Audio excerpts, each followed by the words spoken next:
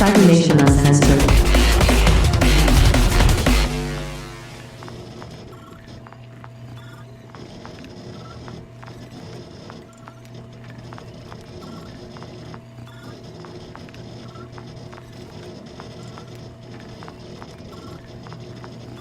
Little scuffed.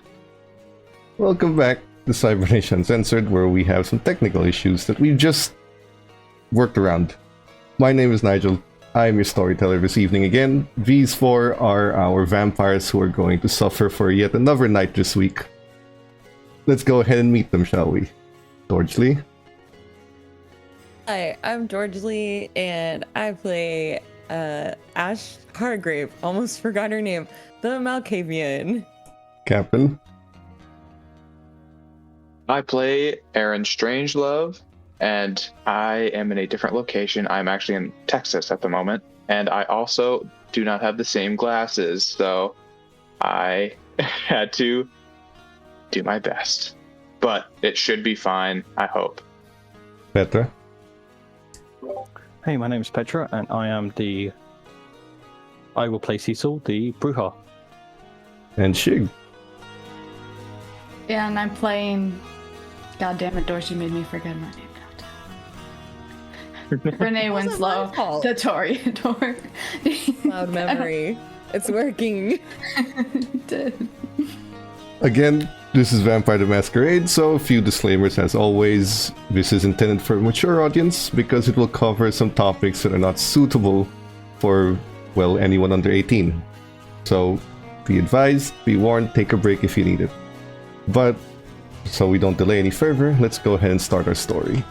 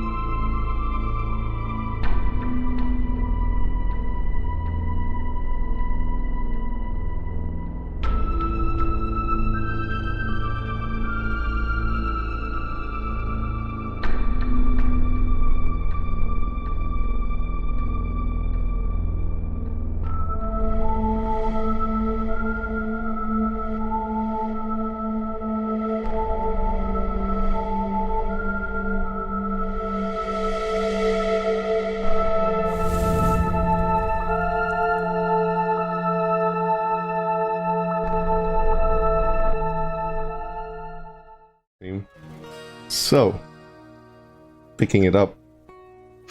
When the four of you were mortal, it was very easy to get things done at work.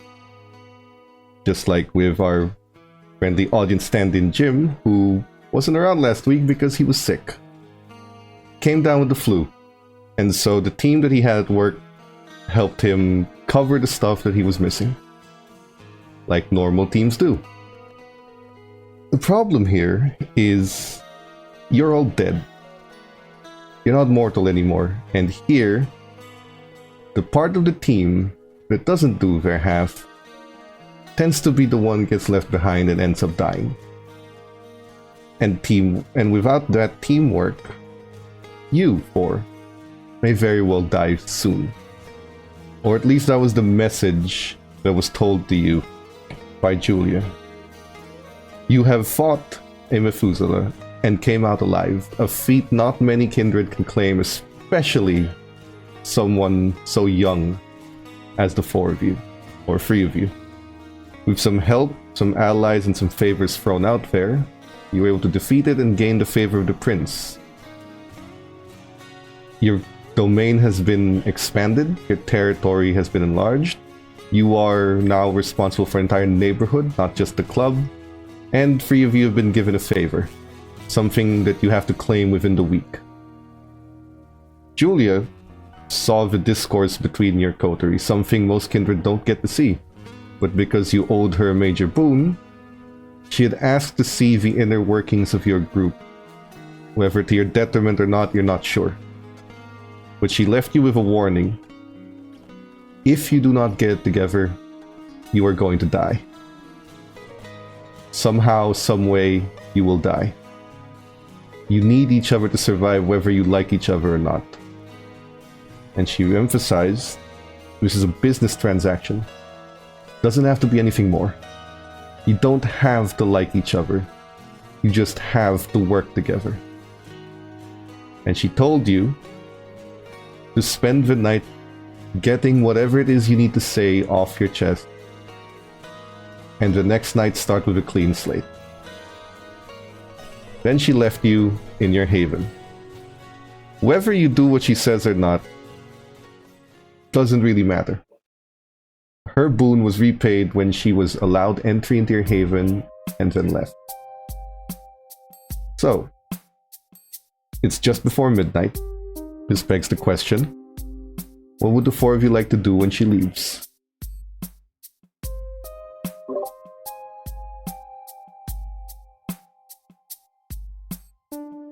Nothing. When are we burying the hatchet? At the end of tonight, right? That is what she said. Bury the hatchet tonight, get to work tomorrow. But that is her advice, not an order. That is not something you're compelled to do. It was her trying to tell you that's what you should do. Well, I'm glad it's not an order because we need to air stuff out anyway, and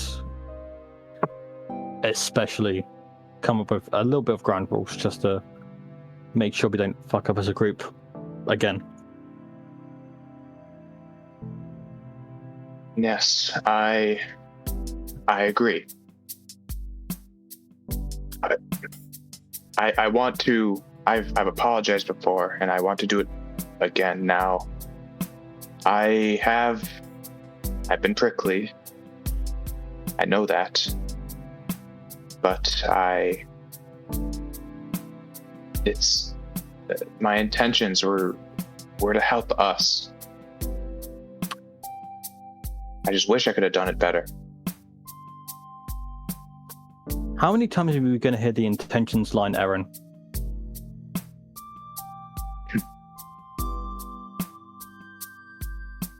That I doesn't don't know. necessarily sound like burying the hatchet, Cecil. Well, we're not burying. We're burying it in a couple of hours. I'm sorry, but if we have a couple of hours to at least air this shit out, I'm not going to keep it in because it's not going to be good for any of us.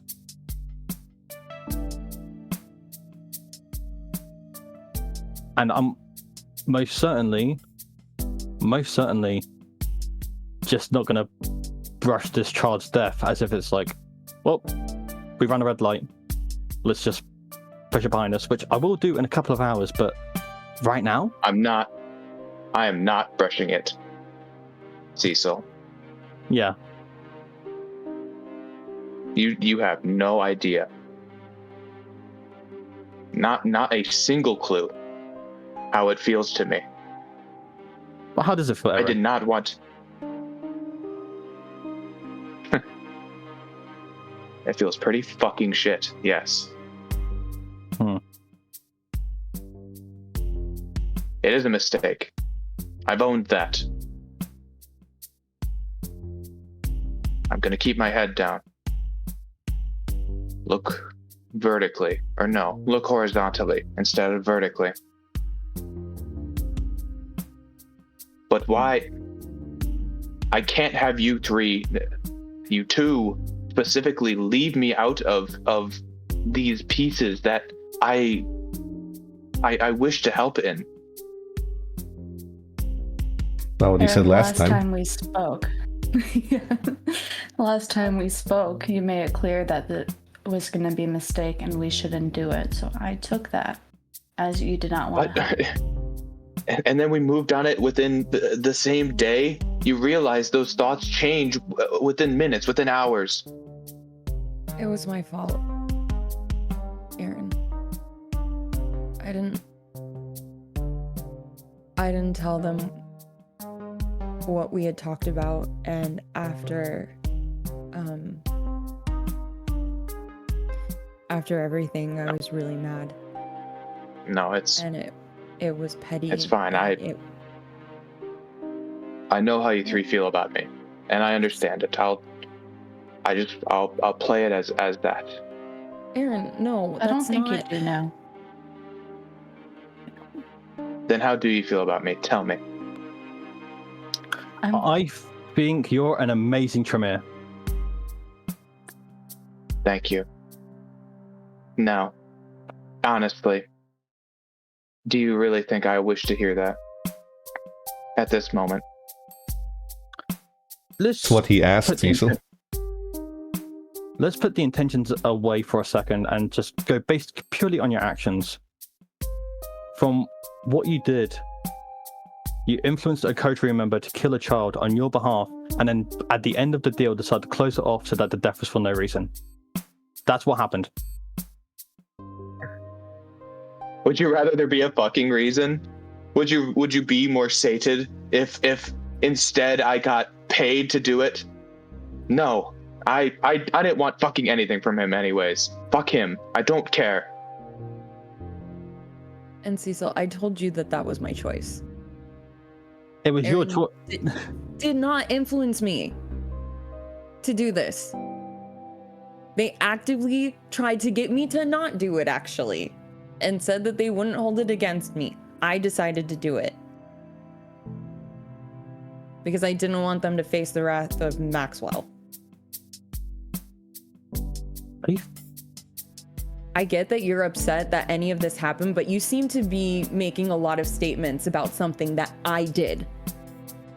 Something that happened to me and Aaron that really has nothing to do with you. And I understand that it's awful, but like, I don't need you to stand up for me in that regard. Well,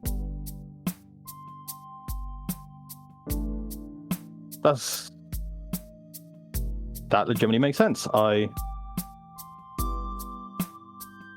In terms of burying the hatchet, I will consider that done, and I don't fucking know. Look, okay. In terms of what you asked earlier, Aaron, how I feel about you, honestly, I don't even know if I know you well enough to make an informed decision on how I feel about you as a person. You're not necessarily the most open and approachable person in the group. Well, you're definitely more approachable than, yeah. But tonight was bad. Tonight was really bad. And some of the decisions that I made were not my choice, like leaving you on the sidewalk, but going to the Methuselah was. And that was a mistake, and I admit it. And I'm sorry.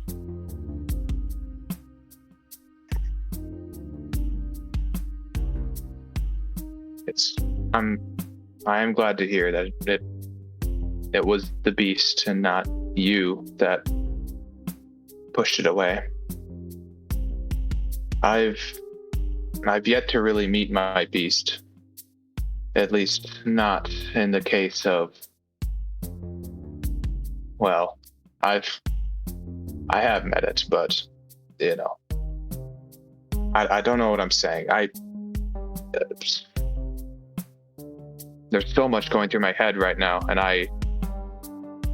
usually I have answers for these things, but here I am now, faced with a world that I have such little answers for anything. And frankly, I'm terrified.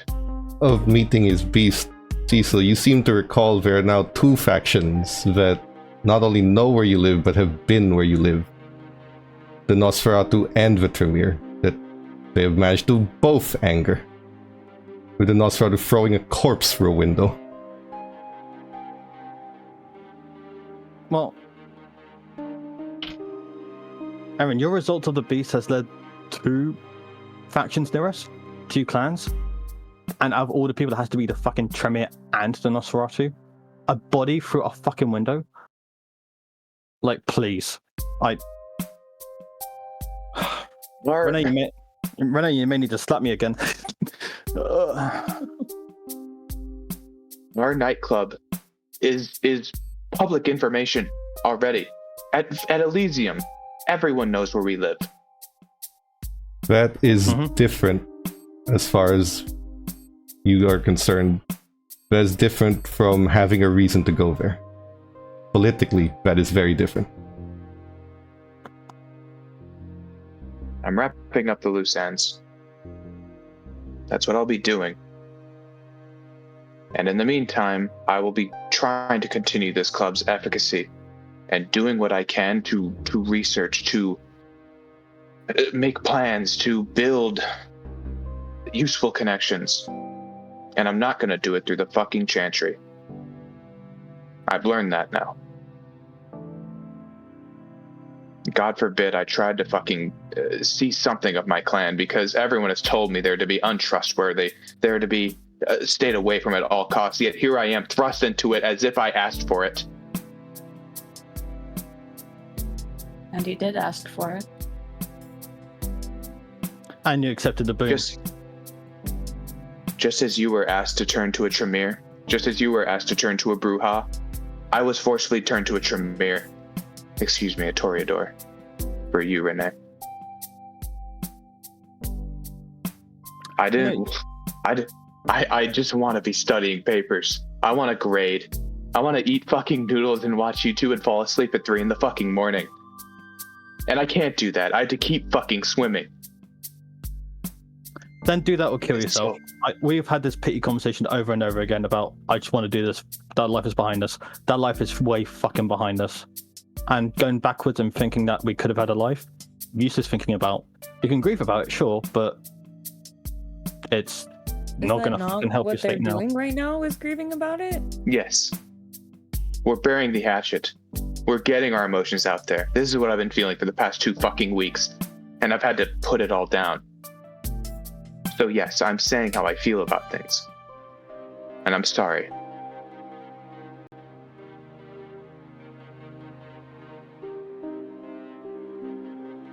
Aaron, all that I want from you is just to be open. Because I know that everything you've been doing, you say is for the coterie, for the nightclub, and I know that, but it really doesn't feel like that because you keep making these decisions on your own and without fully thinking about it and letting us know what your plan is, so it comes off as selfish and it doesn't end up working, and it's hard to tell if you're actually with us or not. But I just need to know that. I am with you. Right now, words are just empty meanings. I need to actually know. And right now, you haven't fully proven that, like the others have. Then what can I do right now to prove to you that I am here, that I am for this coterie, that I am for my own survival as it is your own survival? You can currently do fuck all right now, and we wait until tomorrow. And so what? I'm just in limbo? Purgatory, yeah. Awesome.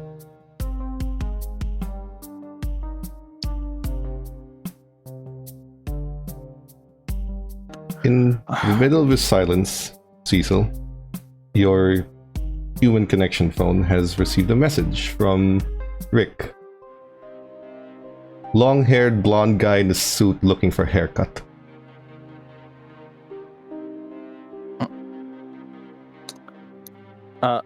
Anna. You go. My bad. I know, as a player, I'm confused. That would be Aaron Sire. Yes, okay. And haircut is Aaron.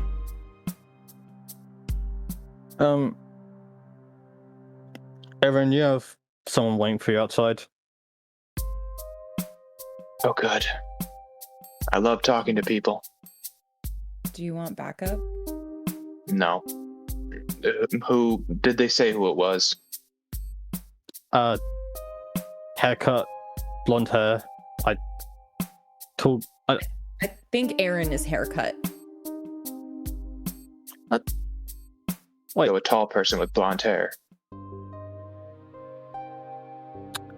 It is probably someone you know. Just go meet them. Rick has met them, so just stay down here. I'll talk to them. I'll bring them to a quiet room.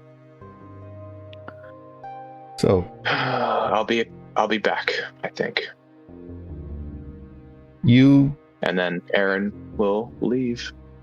go up, and you will see your sire by the bar, looking at a drink, nursing it, hasn't drank anything.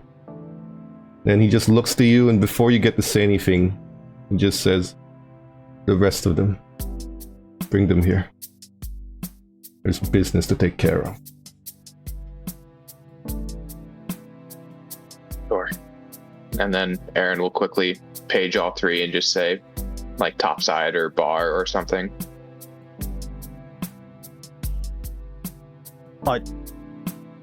I'll head up there. Nope. This is the first time. Oh, you were still high from the last feeding. Your addiction only triggers if the last person you fed from isn't on your drug. Good. Okay. So- So, I'm still high. Let's go. Yep. This man, Everett, you've only ever seen during Elysium, when all of you were gathered together. He stands up, closes his coat, and addresses the four of you in a more secluded part of the bar where the music's a little dampened. The three of you don't have to come where we're going, but it would be beneficial for you to do so. You might learn something. I leave it to you. Aaron with me. Garage. And he leaves. Okay. The rest of you and go? then Aaron will. Yep. Aaron will follow. He's brought a limousine. An armored limousine. He gets inside. The four of you get in. Taps twice on the window. You know where to go. Yes, sir. And someone from behind the glass that separates the driver begins to drive. It is a silent ride. Everett says nothing, but he is looking at a book. He doesn't say anything. Would- Do any of you say anything? Would Aaron recognize the book? It's a ritual. It's a grimoire. So it's got rituals in it. He's just reading it. Would Aaron be able to do like a vibe check and be like, is this leading to my death, essentially? You can do wits and insight if you like. Insight and wits. As this is happening, Cecil will be playing Angry Birds on his phone. Surprise. Your non-existent Sure. phone. I'll You have Flappy a Bird. I don't know what Human phone. capacity it has. Yeah.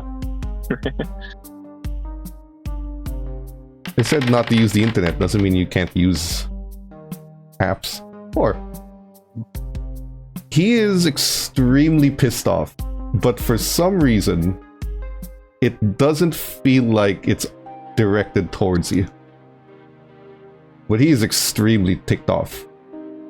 You just don't feel like it's on you for some reason. You maybe you're not reading it properly, but there's a very strong feeling that it's not towards you.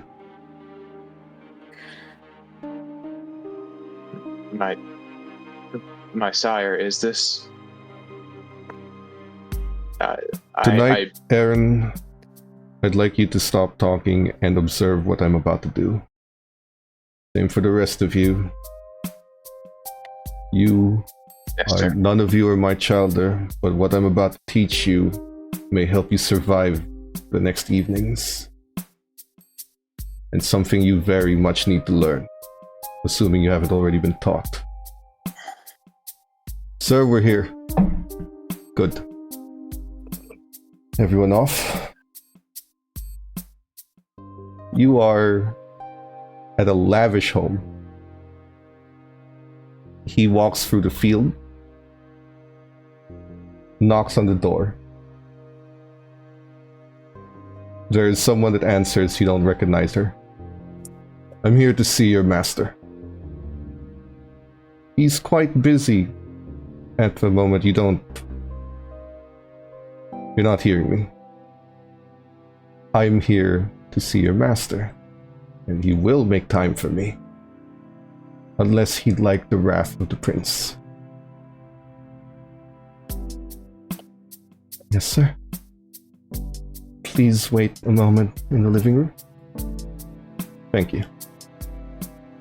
He walks in, asks the four of you to come inside and wait in the living room, and in about 5 minutes, you see Maxwell walking in. Everett, what is the meaning of the— Shut up, Maxwell. Let's not forget, you may have the ear of the regent, but we as Tremere are all bound by the laws of the Camarilla. You owe my child their boon, and not only did you disrespect the boon that you owe, you disrespected them and the rest of his coterie in their own haven. So you will forgive this intrusion of yours, and you will pay what you are owed, lest you face the wrath of the prince for disobeying a sacred law. And don't give me your sanctimonious words about how you've been disrespected in your haven. You know very well boons are negotiable.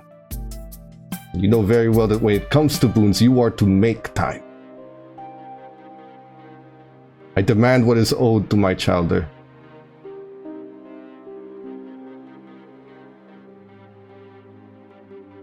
Maxwell looks at him and sizes him up and down. And for a moment, it looks like that Maxwell doesn't really care what he says, but also reconsiders what he says.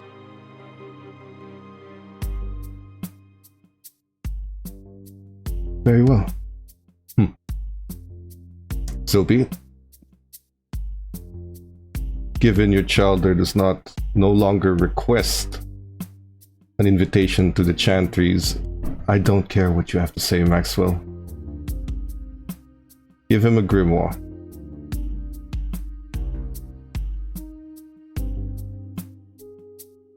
Understood. He looks to one of the servants who leaves, and it's a tense 5 minutes of them staring at each other. And you can see in both their eyes, it's almost like they're plotting how to kill each other in this very moment. The servant comes back with a book, about to hand it to Aaron, but Everett takes it and opens it. This pays for the boon, Maxwell, but does not pay for the disrespect you have showed them in their own haven. You are pushing it, Everett, as you have pushed it. I don't care how much older you are, Maxwell. I don't care that you have the ear of the regent. You know very well that we follow the laws of the prince. Unless you would like the prince, and more specifically, the Sheriff Damien, to hear about your utter disrespect of two traditions of the Camarilla. The disrespect of the tradition of prestation and domain.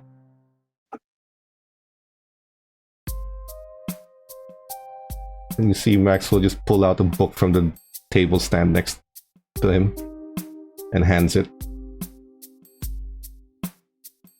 Consider the debt and the slight repaid, Maxwell. We're leaving. You see Everett just stand up and gesture for the four of you to leave first. And then when he leaves the door, as Maxwell stands behind, remember this day, Maxwell. Remember this day, and remember that you are not untouchable. And he closes the door on him, gestures to the limousine, And when you guys all enter, he puts 2 books on Aaron's lap. And you hear him tap on the car again. Return to the club. Yes, sir. And it drives off. And Everett says nothing and continues to read his book. Will any of you say anything? The 3 of you are very much at this point aware. Maxwell has a good number of centuries over Aaron's sire, and has quite a lot of pull compared to Aaron's sire. And yet, this happened. It is a demonstration of the fact that age is not the only determining factor of what you can do in this world. Politics is far more important. Will any of you say anything as you drive off?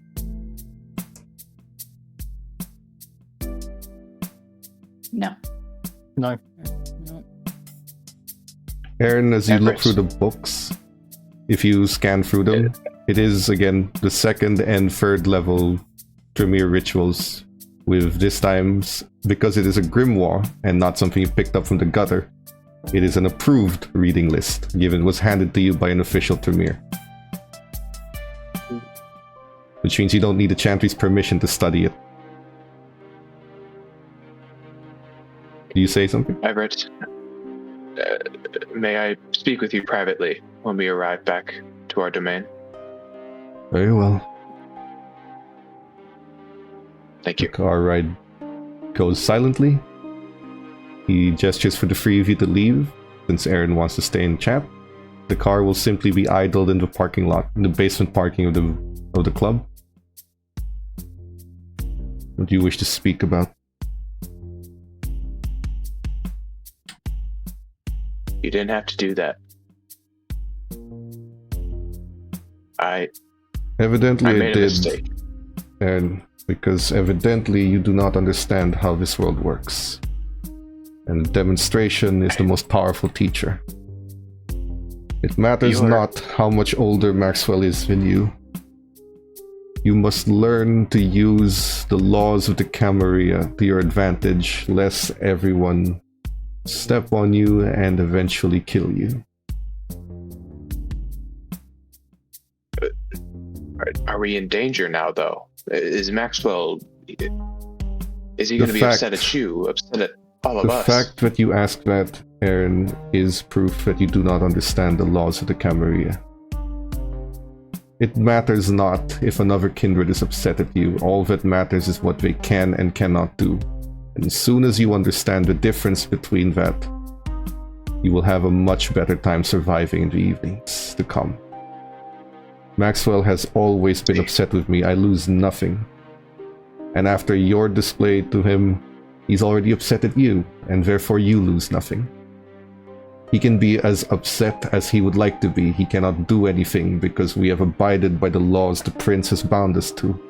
He has not. And that is the difference. I suppose the only thing I fear is the loopholes that I do not find yet. As I've read through the laws, and I believe the Camarilla is quite strict, but... Thank you. And that is what I suppose you should be reading next. On top of these You're books. Maxwell has been upset with me for the better part of a century. And by extension, he's already upset with you just because you are of my blood. It matters not what's happened tonight. You've gotten what you needed. Maxwell is a smart enough man to know that he needs to let it go. That does not mean he will not look for weakness, so do not show any.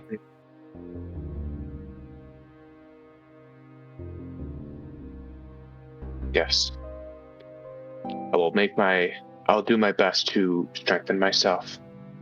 Everett, There are many things in these nights, Aaron, that you do not understand or see what happens before you, and that is by design, both for and against both of us. The one thing in this life that you can hold, Aaron, is that not a single kindred in this city wishes to slight the prince. And in that, you may find your survival the following evenings. If you wish to survive, and if you wish to thrive without the chantry, then you had best earn the favor of the prince as your coterie has. By extension, you already have. Your domain has been increased in under 2 weeks. An impressive feat that will put alarms in certain people's heads, do not trifle. Continue that path. It is long and difficult, but it will guarantee survival. Will there be any vultures? Those who see our success and wish to not undermine it, but I suppose try and manipulate us. There will always be vultures, Aaron. The trick is continued success. The more you succeed, the less willing the rabble will be to take it away from you, because the more you will be under the eye of the prince. And when the prince grants favor, everyone listens. I think for the first time, Aaron is sort of having like this, not clarity, but is seeing like a bead of light in what was like a real foggy, hazy confusion about the world. And they're gonna nod their head and once again say, thank you. So, the night is, the day approaches. Yes. Have a good rest. And Aaron will start paying attention to the library I provided you. Closer attention. Oh. I will. Thank you. He gestures to the door, Aaron, and despite everything that's happened every time you've gone to Everett's domain, now that he's out of his domain, he has the same cold exterior, but there's something different about it. You're not being admonished or punished or being told off. You're being lectured in a way that benefits you. Rather than telling you what you've done wrong, he's showing you what to do right. It's odd compared to the last 2 times you visited him. I was just going to ask that of how it compares to like the past week, or not the past week, but like the week of training with him. Or it is far too different from the week of training. It's the same demeanor and voice, but what he says is different. It's different enough that you start to think you're talking to a different person. But it is him. It is undoubtedly him. But he lets you off the limousine. And he drives off. And the rest of you, you have about an hour till the sun rises. If you'd like to leave things for that evening, you can. Otherwise, is there anything else that needs to be said? While Aaron was talking in the limousine, and we go into the club, Ash says, "Oh, by the way, Cecil, last time I visited my my sire, she mentioned your sire, and I think they may have been a thing." This is the situationship. Yeah. She said that she knew her. So the funny thing is that as you said this to Cecil looks completely blank face, completely out of it. And then latches onto this immediately as if it's like a complete distraction. Oh my god, that's so juicy. We need to get both of them here. We should, but we should also kind of like I don't know. We should mention it next time we visit our sires. We need to be subtle about this, okay? This needs to be like a full-on operation. We just need to come up with an excuse, bring them both together, and we just see how the magnets attract or blow up. Full parent trap.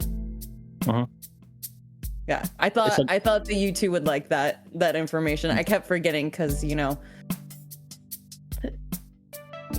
Generally, if you didn't bring that up, I generally would have probably killed myself. I need something to focus on. Yeah. Yeah. It's been a night. Hopefully tomorrow's better with the hatchet. Ash? Oh, Renee. I passed her the camera. That's right. I only took one photo, and I think it's really dark. But hopefully, you get the. You took a photo of the screen, so it's actually pretty bright when you took that photo. Oh. So you can actually see the picture, the details all clearly in that photo. Everything else around it is dark, but the screen is very bright. Ash hands this to you. There is a car that's pulling up on the same parking lot before you guys get up, while Aaron's still in the limousine. It's a Corvette. It pulls up, it parks, clubs almost close. The guy comes out, starts looking around, and starts walking towards Ash. Hey, you, Ash? Yes. Melody says this one's for you. And wants the Japanese-looking car back. Said this one suited you better. Oh. Okay. Yeah, the Miata's a little silly. I think it would be more suiting for another coterie member. Okay. Thank you. He hands you this Corvette convertible. He takes the keys of the Miata back and then leaves with it. Says that all the papers are done, and there comes a small fake ID with it.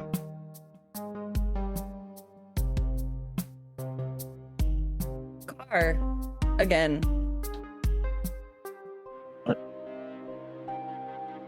I don't know. Have we talked about this? My sire's freaking loaded. I think I actually already killed myself, and this is just like a weird dream or whatever. That random shit just keeps on happening throughout this night, and it just keeps on ramping up and up. Completely Fortunately, no.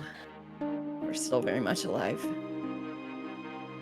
Aaron leaves Well, the limousine to the scene of the Miata being driven away, as Ash is handed a set of keys. No, my Miata. What? My sire Is there said- more to? Oh. Sorry, you go. Oh, I was gonna say my sire said the Miata didn't suit me and gave me this one instead. Okay. Is there anything more to discuss this night? Oh, because you did miss it, and I don't want any information to get left out. I'm pretty sure that my sire and Cecil's sire used to be a thing. So we're maybe thinking about parent trapping them at some point. If I would know of no such thing. I think.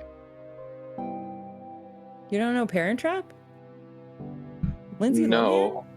Lohan? This is her No. first movie. Aaron, have you watched? Aaron, have you not even seen an episode of Bluey? What? Why? Will you even come out? I want to ask you how old? Oh my How God. old do you think I am? Cecil, how old do you think I am? I generally don't care, and I don't know. Okay. That's why I've not watched Bluey. 25? Older. Okay. Okay, no, let's stop the age. If Disney moms can watch that shit 24/7, I'm sure someone of your age could. But I don't care, and also I don't know your age. Well, that's no fun. You Here I am also trying to have- be open. A 72-inch plasma screen on your Haven now. I was gonna mention that. Forgive me if I'm not the most sociable and happy tonight, but maybe tomorrow there'll be a completely different person. They'll be like, oh, let's do drugs, and I want to have sex, and I want to party. Like, sure. Well, me frankly, I think I know the path, at least for me. I'll discuss it more tomorrow. If you're all willing to have me. Of course. I know two things. There are two things that I think this club definitely needs immediately, and fuck it, I'll just say it tomorrow. I'm. Okay. Then Yes, we call it tonight. I have some reading to do. It's, well, you know. And then Aaron's gonna like quickly like flash the books and try and mass excitement, but it's gonna leak out a little bit. When you guys head to your individual rooms, and at this point you accidentally kick one of the books that Dan has tossed over. And you realize that the room's a bit of a mess, you haven't fixed anything, but since your sire told you should read some, it might actually be worth it to arrange them. So you start with the one you kicked, and then you see the book, and you remember the name that was mentioned with the Methuselah, Marcus Vitel. And you see that name written on this book. And there's this moment where you're looking at it, and you see it is a hunter's journal describing Marcus Vitel as a scourge that ruled over Washington, D.C. And that he injured him to an extreme extent. That if this information was available to everyone, that fight would have been so much easier. And that they might have actually gone in over-prepared. Even your sire might have changed his tune if you had just known who the Methuselah was and how badly hurt they are. And it's all detailed in this journal.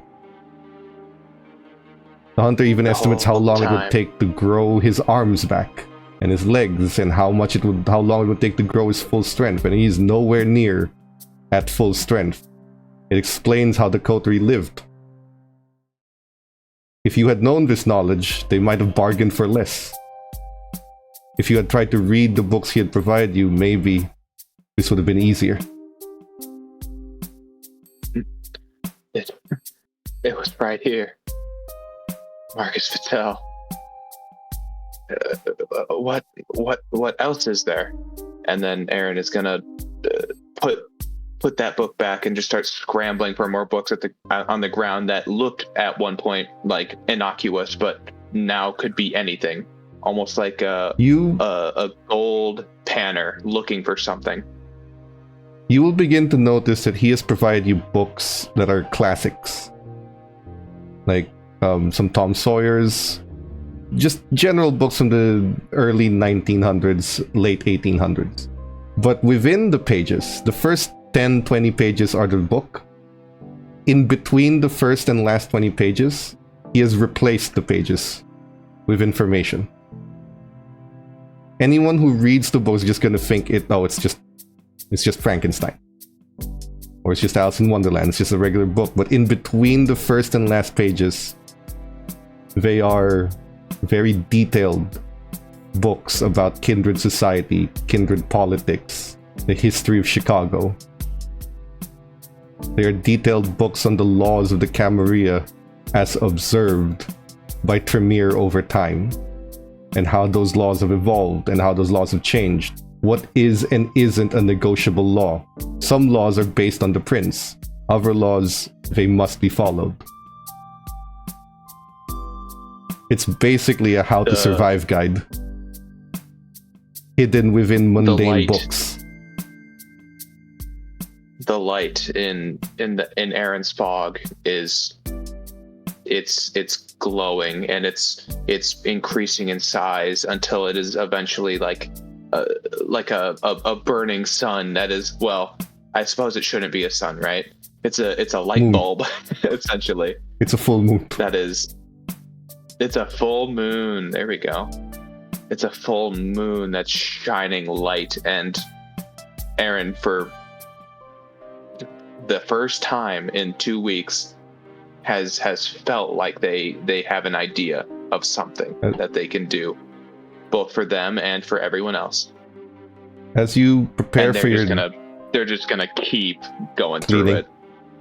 As you prepare for the day's sleep, you realize that while your sire has seemed cold, distant, and uncaring of you, he has actually provided you basically everything you need to survive without the Tremere. For as long as possible, without the Chantry.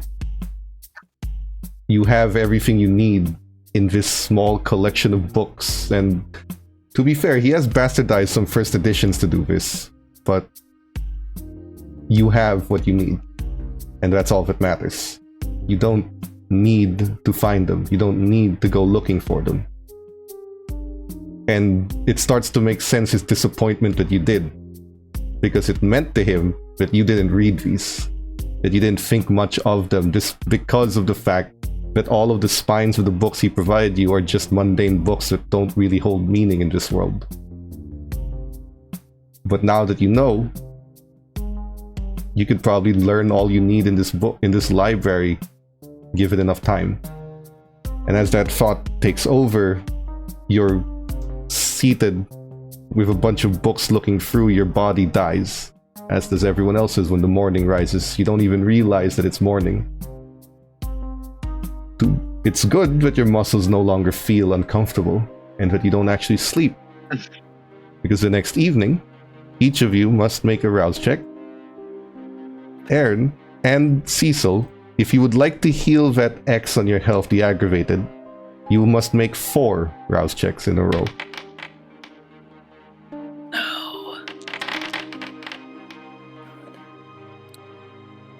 Aaron, right-click the last X as your body finally heals the hole. Wait, don't make 4... Yes. When you say 4 rouse checks, do I have like 4 dice? You click the skull icon, then have 4 dice, yes. Each rouse check is an individual die. So you can right-click the second X on your health, Cecil, to get rid of it. Oh, you can also clear out your willpower by right-clicking those, because you can heal that every session. Yep. So you will heal mostly. Is it what? Yeah. It's just 1, right? Yep. Cool. 1 per night, but Aaron's body begins to revert back to its original state. Aaron does not feel like healing, and flesh is rending in front of you. And you realize that rather than what looks like healing fast-forwarded, it looks more like the flesh is going backwards in time from the injury. And it's reverting to its original state. For Cecil, your body begins to cover up that hole, and you just have a nasty scar left to heal. But the night is now yours. 3 of you have to decide what you get from the prince, but if there's anything else to say, as all of you converge back in the main room. Also in the main room, I want to talk to Dan has been quite calm ever since Bianca stepped in here. He has done nothing and has not made his presence known since Bianca stepped in here last evening, and he still hasn't done anything. Renee is talking to Ash. Scared. Cecil, what are you doing? Okay, since everyone gets to like the front room, Cecil will just clap his hand and say, okay, 2 things I suggest. One is that we use our brains between each other more. I don't expect that we'll betray each other necessarily. It's more that if it's there structurally, less of a chance for stuff to go haywire. And secondly, we need to ask a favor for the prince, and that's to request that no children and or animals get involved in our jobs.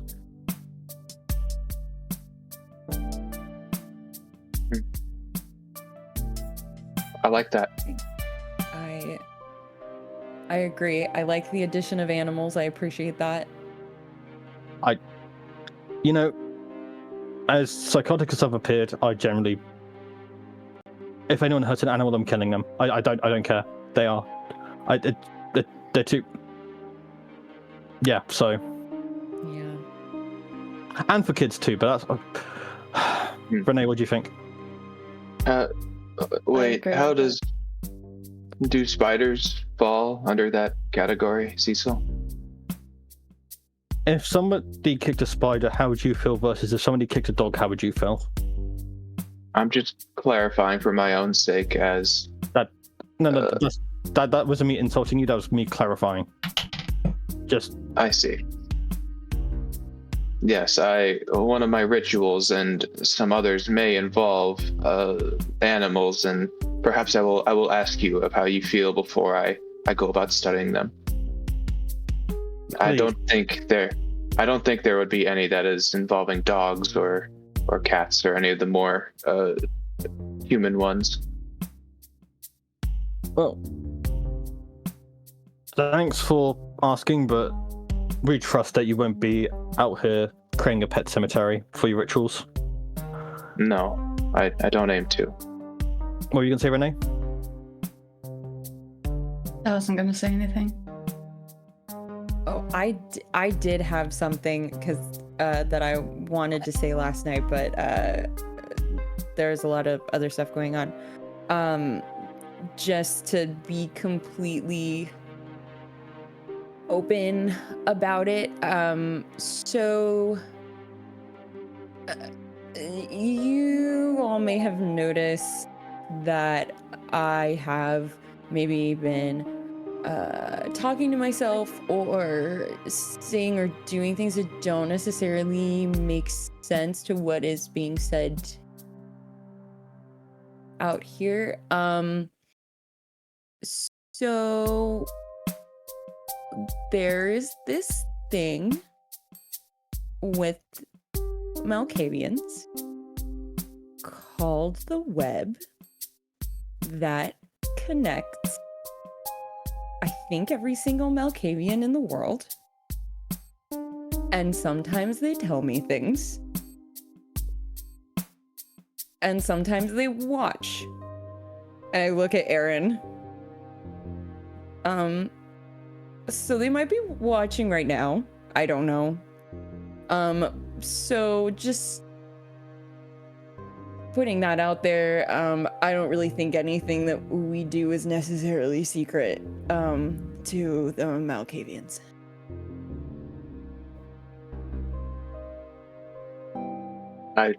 Then for our sake, I suppose you should make friends with them. Yeah, that's on my list. I'm just nervous if all of them are like Melody, because really dealing with Melody sometimes is a lot.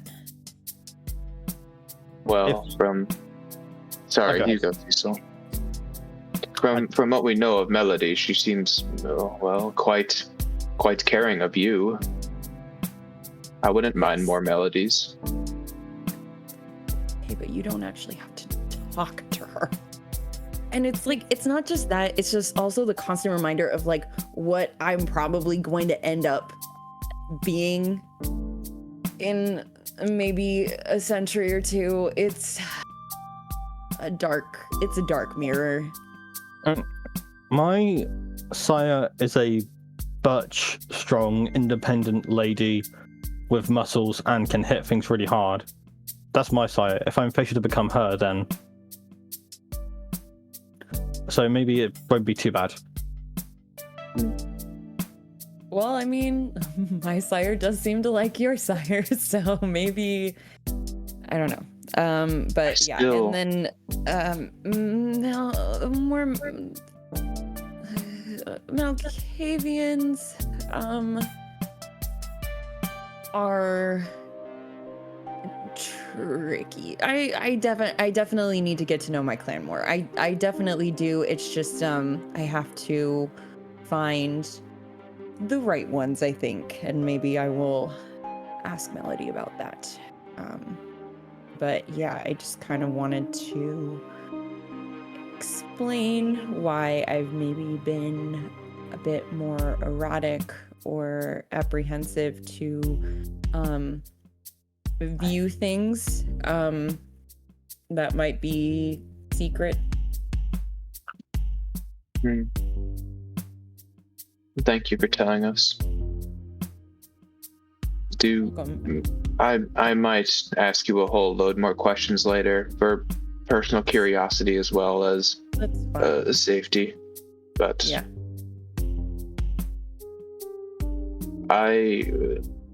Well, with my clan, you of course know all the sorts of rumors and have experienced Maxwell as well as my sire Everett and me, but yes, I don't envy you, Ash. From what I know of Malkavians, I don't know, but I'm here for you, at least. Ash, you just hear the slightest voice in your... What's that supposed to mean?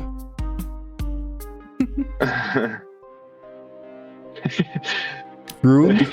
being a Malkavian's great. Never mind, being a Malkavian is so nice. I love it. Did you catch that, Cecil? Renee? Is that? Oh,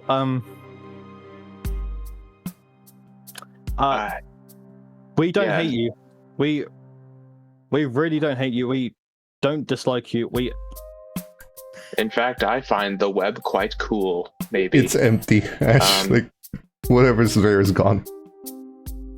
It's gone. We're good. Oh, but is it?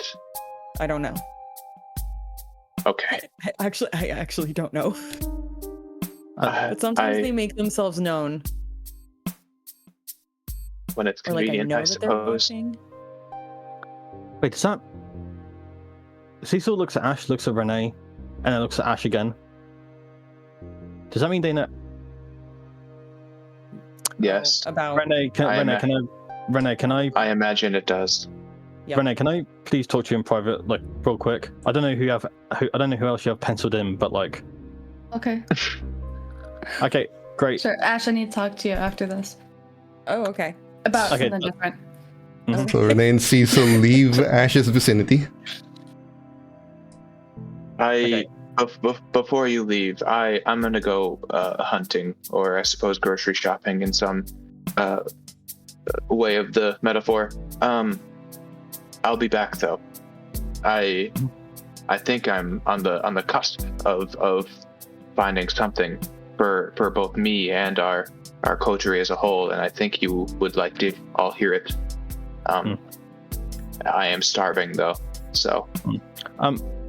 Erin, you know what? You could add on to your list. You that big of a film buff? Yes. How did you know? I guessed. Anyway. I don't know. You're a university student. You're probably pretentious. I know people in university. Anyway. Hey, I was a university professor. Please. More of the point. Proves your point. Anyway, just go pick up some films as well. We need to put something on the TV other than Dance Moms and Spanish soap operas. Anything in particular, or do you just trust my taste? Oh, A good question. variety. Yes. Sure. Just pick everything, but just don't. Oh, I'm just gonna pick Wes Anderson films. Oh, I'm just gonna pick Tarantino films. Just like, please variety it. Thank you. I, for one, think you would quite like Tarantino films. But yes, I will add it to the shopping list. Is there anything else anyone might need while I'm out? No, I think that. Going once, going Okay. twice. Okay. Sold. I'll see you all later.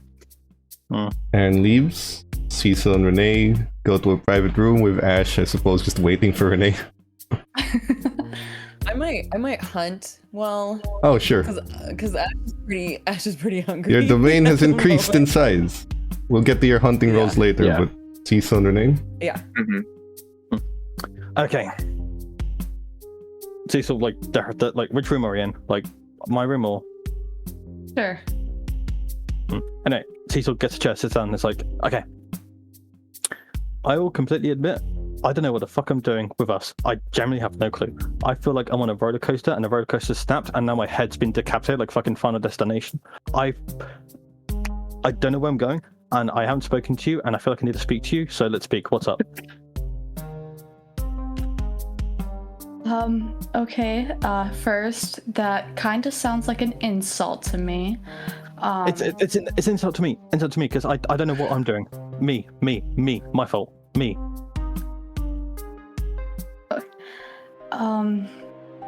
Okay.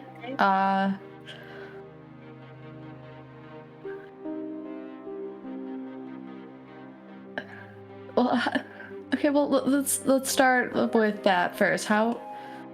What do you think this is? For some context. Okay.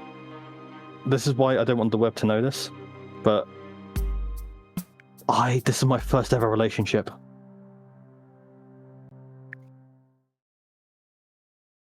Like, Renee's trying to hold back laughter because that is funny. like,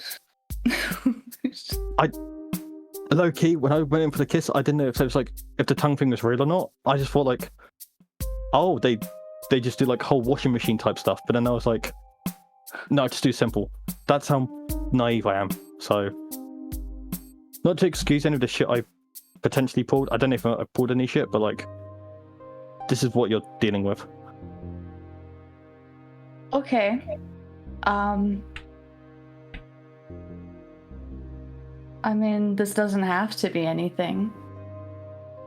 But the thing is that I don't. What? I mean, I don't know really what it is either. Well, the thing is that I just really, really like you. Like, even if we went without sex for ages, because the sex is actually kind of not the point. Even though it is great, Oh no. I just really like you, and I don't know why when I went for it, you picked me back up.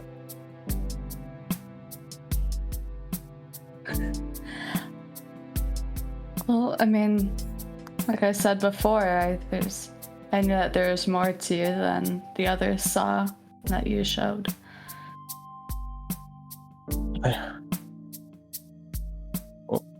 What do you see in me?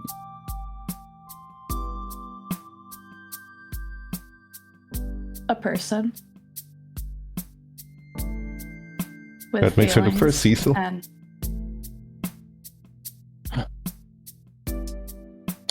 You know, talking about that, I think you're the genuine. Ever since I went into that spiral after high school, you're like also the first person who's seen me beyond just either a junkie or an asshole. Like, oh god, without like the tough guy shit-eating attitude, I'm really just pathetic, aren't I? No, I think you're perfect. Perfect. Like low key, like. I think you're still trying to figure out who you are, but I can see it, and I know you're a good person. Good person.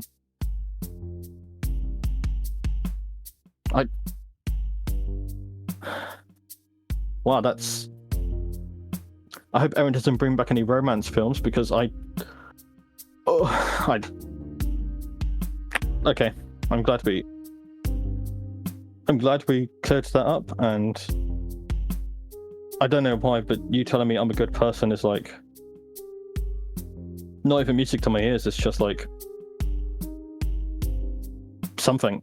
You made me feel something somehow after all this shit we had to go through recently with like that kid's death and me wanting to kill an innocent woman because of a fucking ghost. Like, and even through all that, you still saw me, like I can't believe we didn't meet sooner.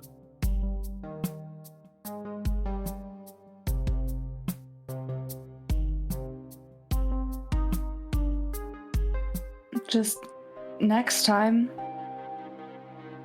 don't assume I am jealous over another woman. I'll know that. I didn't know. Like I said, relationships. I don't know how people act. If it was a guy, I would assume the exact same. By the way, so it's not like a misogynistic thing. It probably sounds like it though. Fuck. How much does Ash know? About. Because if Ash knows, the web could have known. Not that I care about what the web thinks, but like. So not only does Ash know everything, including the web, but also my sire knows. So that's probably gonna get around, so...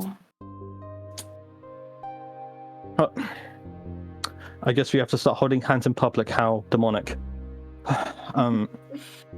But I also just want to say you're free to talk to Ash with whatever. What you two talk about is private, and I feel like I should respect that. I don't want you to have to feel like you have to tell me everything. It's not private. It's about Aaron. So I mean, if you want to join in, you can. I just had an idea. I thought Ash would also want to be a part of. Okay. Wow. Blood bonding was really a choice we both made.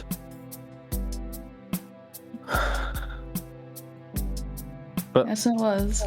It's a choice you can continue to make. You're only at level 1. I mean, did you want to do some recreational stuff now, just to get it off? Like, because I'm not gonna lie, I'm kind of done with like shooting and shit, and like I had a hole through my stomach, and that was like ouch. So, like, any ideas on what we could do together? Whatever people do together? Mini golf.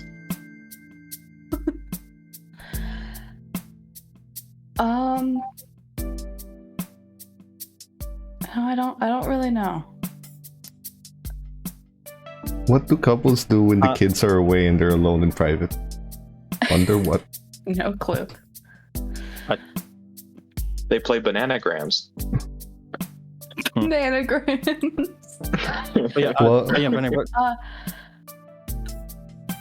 Go ahead. You know, Have you painted before? Were you in like an artsy kid at all? I used Microsoft Paint to draw dicks on the school laptops, but that's about as far as it goes.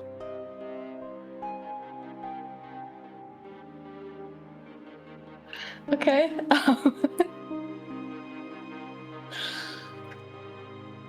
So...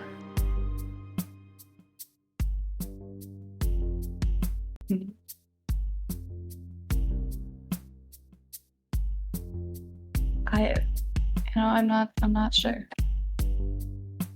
Just pull a Titanic. Pull a Titanic. Okay, wait. Okay, I can't paint, right? Like, I'm shit, but why didn't you paint me? Like, your paintings represent manifest emotions, right? Like the darkest of people, you know? Yeah. Why don't you paint how you see me, but also paint me?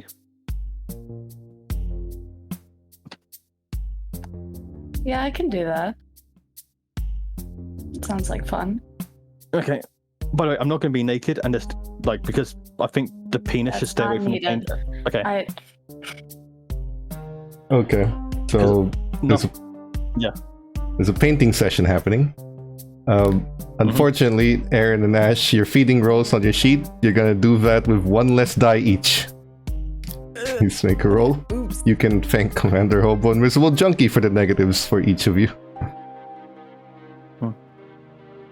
Miserable junkie. Also, Captain, be careful be careful on how you lean on your chair. I almost saw you fall over, and I almost broke. Dude, I almost ate so much shit. You click the D10 icon on your feeding roll under custom. Then reduce vampire die by 1. One left. Okay. Ugh. This is just sourcing. Oh, Is this sourcing blood bags for me? yes, Okay. Did it roll for me? It did. I You couldn't have- even see it. 1 success. Oh, I forgot to add. That's a I forgot to add messy. my black market. Hold on, I forgot to add my black market as well to that. It is Is there a messy. way just to roll like one Well, you can dice? remove the black Yeah. market because you have a -1. So we can take that away. But I already removed one. Oh, I'm well, saying I would get 1 dice back. just roll a D10. It's / roll D10 on the chat. Very Ash does not get defeat. Yeah. There's no Yeah. one of your particular taste at the moment. No creepers. Oh, that's a failure. Aaron does get a messy critical. Okay. Would you like the willpower to remove the 1 black die and hope that it doesn't end up the same? Yep, that would be cool. Just right-click willpower. quick. You don't want another messy critical? I think I've had my fill. Oh, did I not do that just now? No, you have to right-click, then willpower reroll. Yep, I realized my mistake. Good. You have a regular 4 Ah. successes. So Okay, the cool. difference here is that because you're feeding on blood bags, you can actually move all the way to 1. Because you're not harming anyone, you're just buying more. So for 4 success, you can clear out all your hunger but the last one. You have to kill to clear that one. Unfortunately, Ash, Okay. it's not very good hunting tonight. No. But there is one thing as you're hunting. Go to the blood icon on your sheet and then click humanity for me. Oh god, that's right. Ah. Just click the word humanity Uh-huh. and then just roll that. Let it roll as it will. So, in the middle of hunting, Ash, you're about to go find some people, some creeps, but you don't find any. Or maybe you missed out on them. Because as you leave the haven and start going out, you begin to really understand the gravity of what's happened. Your blood doesn't like it. You don't like it. It's one of the few things you and your beast agree on, but children are not fair game as far as your beast is concerned. And all of these emotions come back. Forget blaming Aaron or getting angry or any of that. Forget it was your choice. Forget all of it. The only thing that's coming to mind right now is that you let it happen. And even if you didn't have a choice, that's a horror in and of itself, that you don't get that choice. You don't get to save them, you don't get to protect them, you don't get to do anything about that, you just get to suffer. Doesn't matter if it was Aaron, or you, or anyone else, the fact that it happened and you can't stop it, it hurts. And it brings out the humanity in you. And the good news is you passed the remorse test, which means you are remorseful. And it does hurt you inside, and it does affect you deeply. But this was also the struggle Critias warned you about. One where he said that if you lose it, you lose who you are. So in a way, it's a good thing. But in another way, it sucks like all hell. And you're too distracted to really feed. So unfortunately, you come back empty-handed with as far as your blood is concerned. But it's a heavy heart. Maybe it's a good thing, but it sure as hell sucks to feel it. So, when the two of you are done, and as you return, I suppose that Ash is going to return sooner than Aaron, given Aaron has some errands. Ash, you return to the scene of Renee painting Cecil? At least it's not the worst thing you could have walked into. Is it in their haven, or is it just out in the fucking boony, like right in the middle of everything? No, because I go into Renee's room. I'm like, "Hey, Renee, you want to talk to me?" Not Ash, the yes. worst thing No, you could have that's walked into. Also, Renee, while you're talking to Ash, can you roll your crafting dexterity and then pick your specialty? See how well this turns out. So, this is halfway through painting. And like Renee decides to talk to Ash, Cecil's going to have to hold that pose for however long they talk for. You don't even need to hold a pose. 5 successes. She remembers your exact pose and how the lighting was, that you don't even have to hold it perfectly. You don't even What need comes to be out there. of the painting, we will see whether Renee's creativity will shine or not. But in the meantime, Ash, you walk into this thing. You don't know if it's better or worse than them blood bonding each other, but you walk into it. I'm sorry. No, you're fine. So I've been trying to talk to you forever. Things just keep I know. happening. Anyways, so about last night when you were talking about how like you don't really know Aaron and like just kind of secluded and all that. I think I can fix that. In a way that we can get to know Aaron better and to know that Aaron is with us. We take them out on girls' night.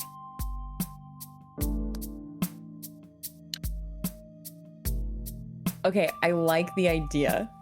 How do we convince Aaron to come with us, though?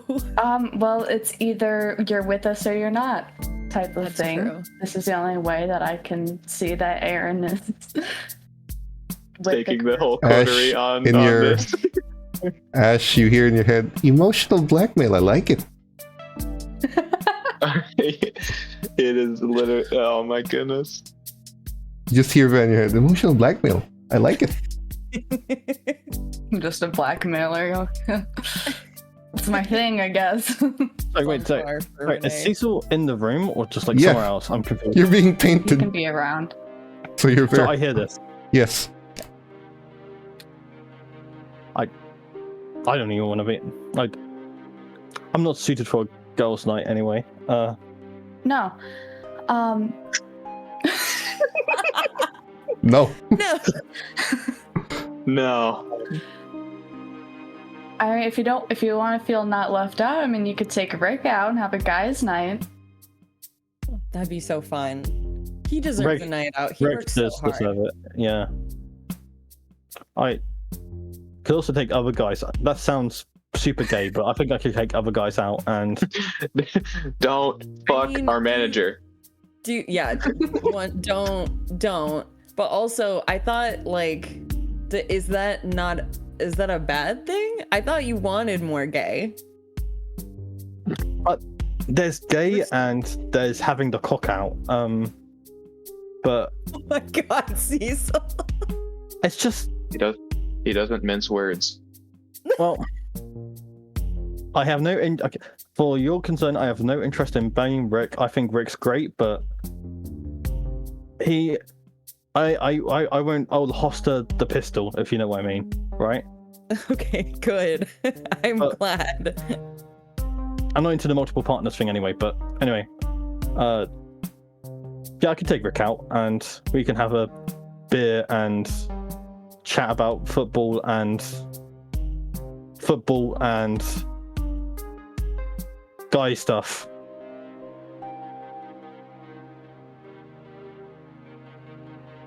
Yeah. Okay.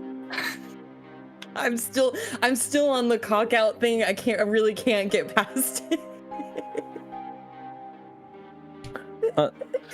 But yeah, please don't fuck Rick. Take him out. I don't. Other than When that, is- I don't need to know On what you do. On a tangent, would you guys like to speak about what you're gonna ask the prince? Because you each get one favor. Oh, that's right. Now, one of you Who can request, as Cecil suggested, that no jobs in the coterie regarding children or animals. One can sacrifice their favor for that if they wanted to. but that leaves 2 more. So I feel like we kind of know who's going to do the animals for children favor. Yeah, that makes sense for me. Wait, I thought everyone. Okay, are you willing to do it? Yeah, that's fine. I don't know what I genuinely don't know what else I would add. Hey, maybe the right to ghoul, but I don't know if I'm really ready for that. I can do that. I feel like I've expanded my business enough. I'm ready to ask for the permission to ghoul. Yeah, that makes sense. I do think we need more security around our domain now that it's larger. What about you, Renee? I'll ask for that. Oh yeah, Security. More security. Would one of you like to send for the number given? Someone will arrive to gather your requests, and will direct it to the prince, and you will have it. Sure. The Cecil have his top on. Yes, is this like Cecil is fully clothed. Fucking great. Okay. The cock is not out. No. The sun's It is up, but the not. sun's not out. No. Mm-mm. Like I So, said, the pistol is holstered. why does the top matter here? Okay, Yeah, Loki. that's an important question. Well, you see, know. Petra's trying to visualize the scene, and that was a very important. No. See, what did I say Yeah, before? no. Cecil, what do you think? I was visualizing the scene because I thought that since Cecil had like a scar, like on the body, that like it'd be like, oh, pain, like oh, like the hurt, and it'd be cool to have him shirtless to show the scar, not just his body. What about just a open Hawaiian shirt? Yes, absolutely. Throw on a pair of sunglasses Sure. and a hat, and then you're a tourist. To be Okay, fair, that makes Renee, there are a lot of scars there that invoke certain kinds of painful memories and emotions that you could translate into a pretty grim painting. But again, you guys can send for the representative of the prince, who will collect what you want as favors. You can put it in writing, as was given to you instruction, and it'll be a simple handoff, and they'll leave as soon as they came in. Aaron walks back with, I assume, a bag of DVDs from that old tech store, given you have a player here, because that was one of the things you asked Rick to find for you. No. And you don't get a new stock of blood bags, you just fed on all of them. Mm-hmm. Yeah. But you return. The rest of them seem to be discussing something while Cecil has an open Hawaiian shirt and Renee's on a canvas and easel. I'm back. Is there anything that is new to the night, and then Aaron is gonna walk towards, I don't know, where that TV is and just sort of set the bag near that TV. I don't think we have any pressing matters. If we, I don't know, want to watch a movie now, or at least throw it on in the background as we think of what to do next. You can see Cecil buttoning up his Hawaiian shirt. We were just gonna call the prince and return our favors, or like ask for the favors, but as soon as we're done, we could do that. Sure. Yes. There is something. What do you wish, Renee? So, I was thinking about it, and I talked to Ash. There is one thing you can do for us to prove that you are with the coterie. Sure, I'm all ears. You join me and Ash on a girls' night out. Fully committed. What?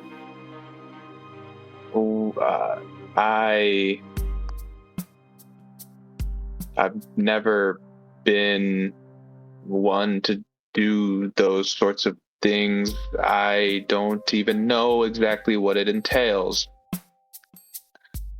Well, we'll dress up, we'll go out, probably feed on a couple people who are really drunk, and then just go on, like, party, dance, and all that, and then we'll come back, probably throw on a calming movie, get some face masks, and relax, and gossip, there's always stuff to talk about.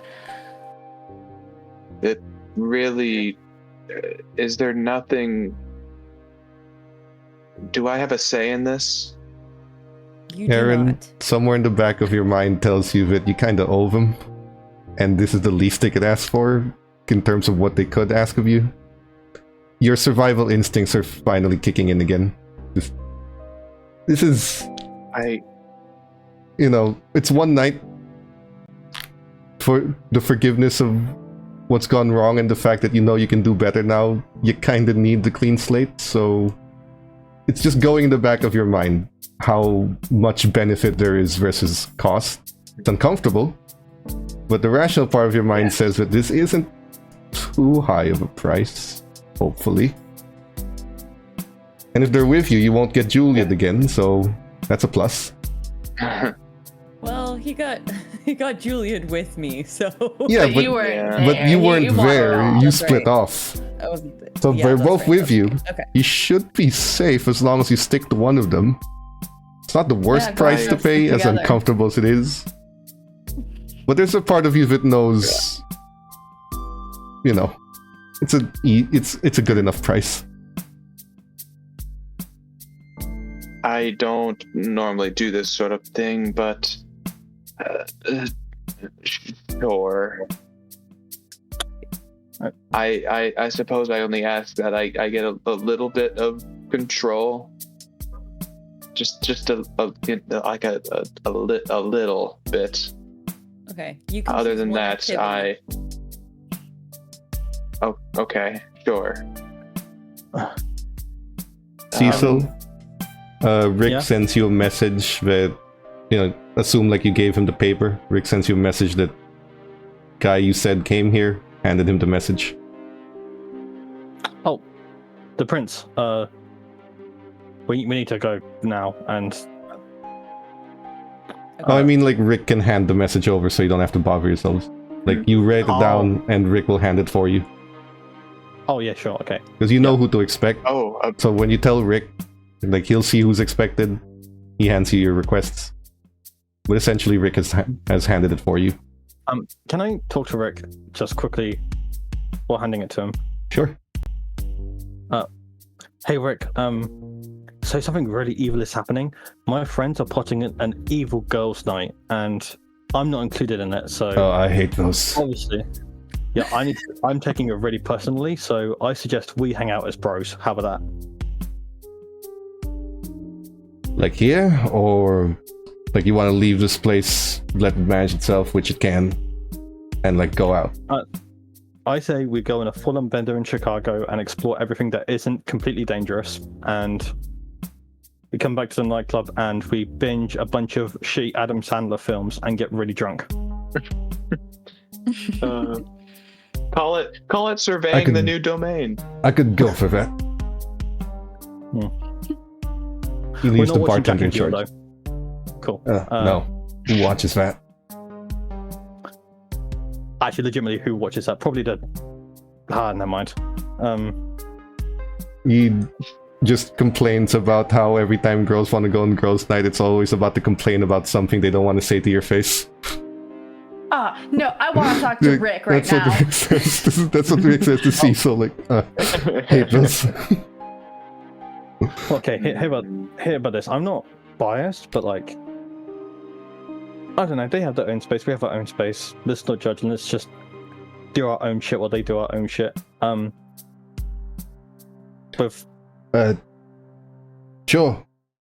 I know a couple of dive bars. Places with some hard liquor. Good shit. And we're rolling, so we got this. Why not? Way. That's my mate. You Great. want to leave tonight? Sure. Why not? Yeah. As soon as he hands over the message to the prince, the two of you leave, and I assume the other three are going to leave as well.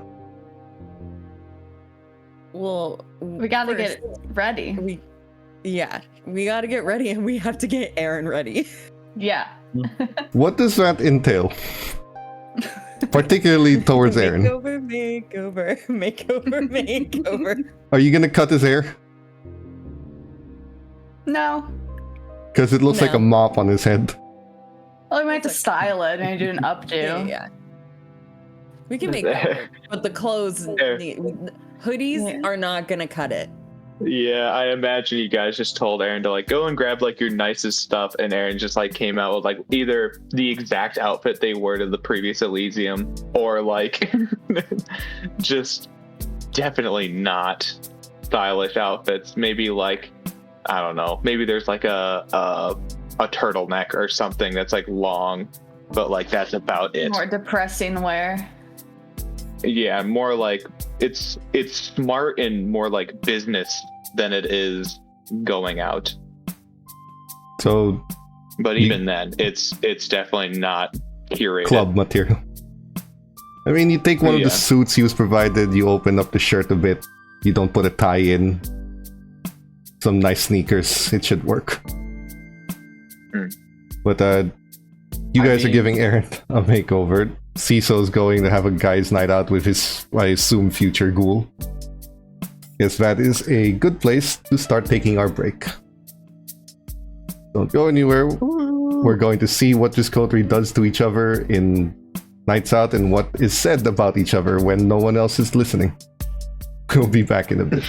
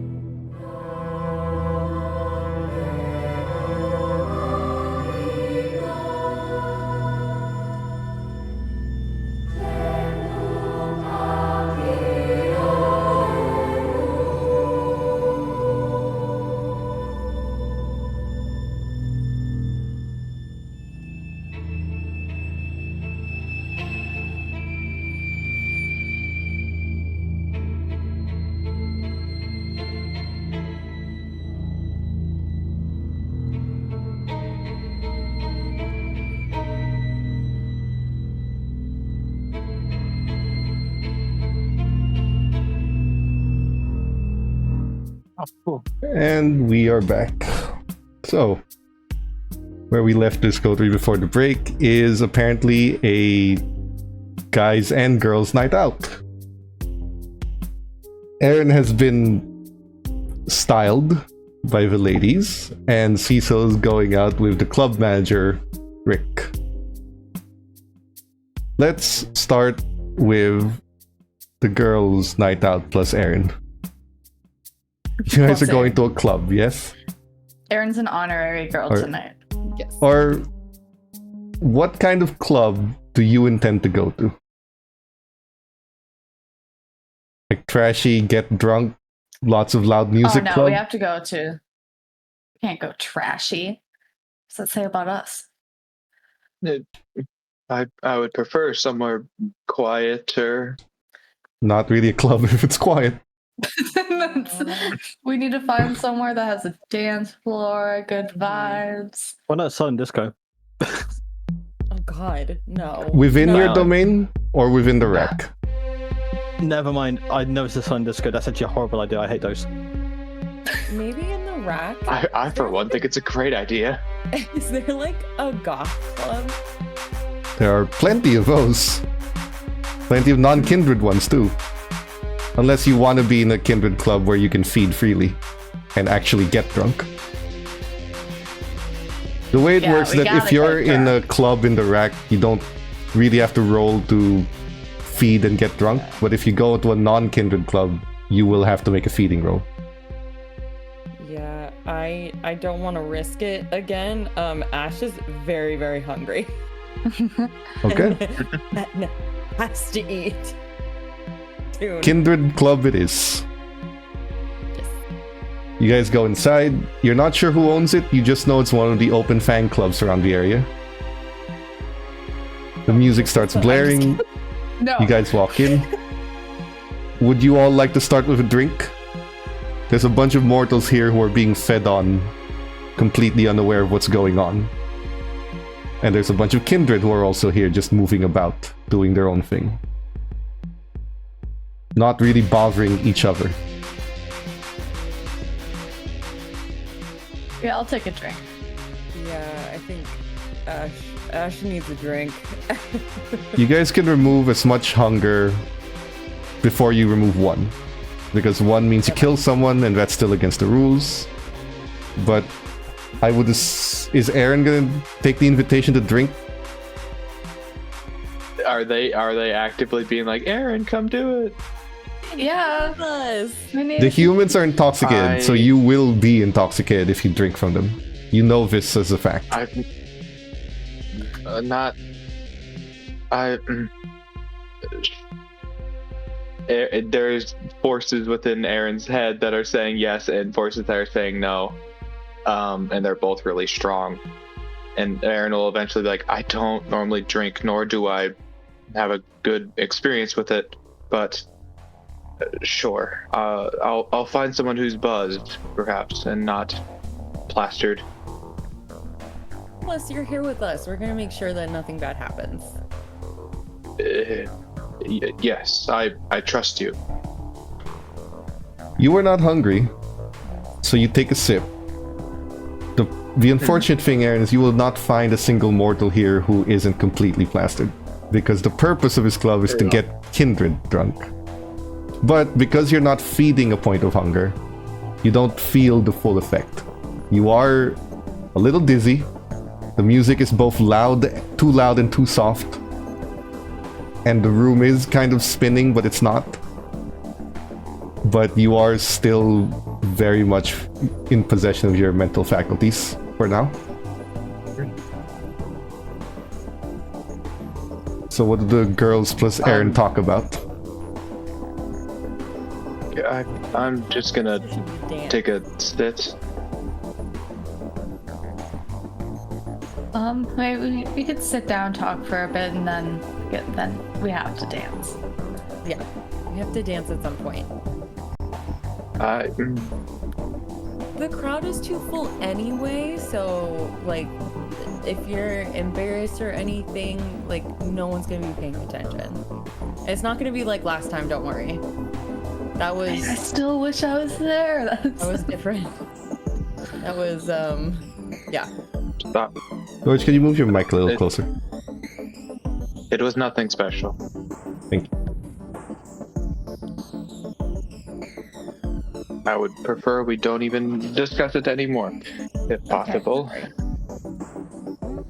Okay, well, Aaron, I- I want to get to know you more. So, what do you like to do? What are? I read. I play video games. Well, I suppose the Camarilla. I suppose our benefactors do not approve of it as much anymore. Do you know Street Fighter? I ain't have heard of it. I wouldn't necessarily, but I'm like a huge gamer, but heard of it. That's what I played a lot of, but most of my weekends were alone in my apartment.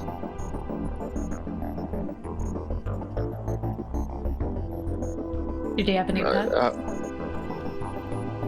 No, I didn't.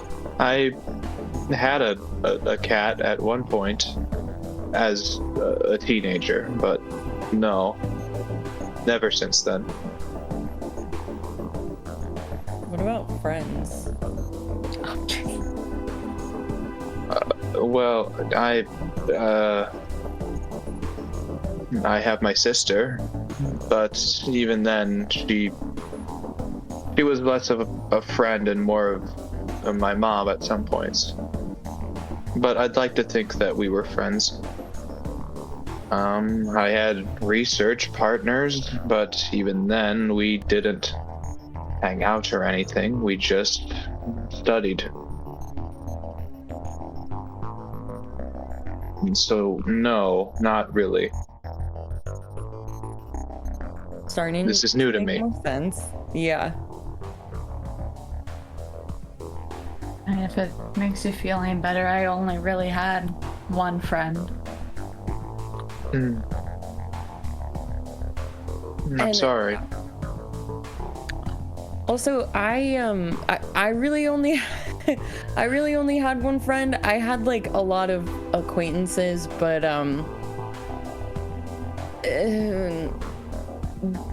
being the way that I am is difficult to maintain friendships, so I didn't really like I never had like long-term friendships. It was just more passing things. Forgive me, but I can't believe either of you. Who wouldn't want to be friends with people like you? You two, you're enjoyable to be around, and why isn't it? I just don't believe you is all. My relationship with people is complicated. I like people. I love people. The downside is that when you know more about people than what they've told you, it becomes strange. So either I learned too much about someone, or I let it slip that I knew something that they didn't tell me because I forgot. And I freaked them out, so it was sort of just Because of- never really had like long-term friendships until like one person who was like me. Because of your new change in life, right? The one 2 weeks ago. I've sort of always been able to see things and like feel things from people. It's more clear now. It's sort of become more crystalline, but I've always sort of known things that I shouldn't have known about people. And these things were true, you're saying? Sometimes. Sometimes as in like a 60-40 or like a 50-50 or... I didn't necessarily keep track of the things that I saw, if they came true. Prophecy is a weird thing. Choice is very much a factor in that, and sometimes seeing things is what makes them not come true, if that makes sense. I think I'm starting to get it some. Yeah. As internally, Aaron's brain, with the background of being a neuroscientist, is just like, my friend is schizophrenic. She's a I Malkavian. see. It's not like it's not like Aaron is any more like, afraid or worried just because of that label, though. It's just more of like, that's interesting.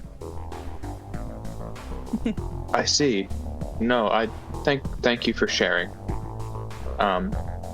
If you have more questions for me, I can share. I'm still of my faculties. Well, what about you, Renee? Why were you a loner like the rest of us?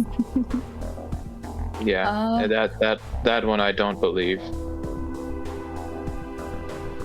Well, mainly I grew up feeling really alone, and it just felt easier to go that way. I mean, I had friends here and there, but it didn't feel like friends. They just felt there. Until there was just one that I helped her get out of murder, but that's a different story for a different day. But she's the only one that I felt like I could actually be myself with.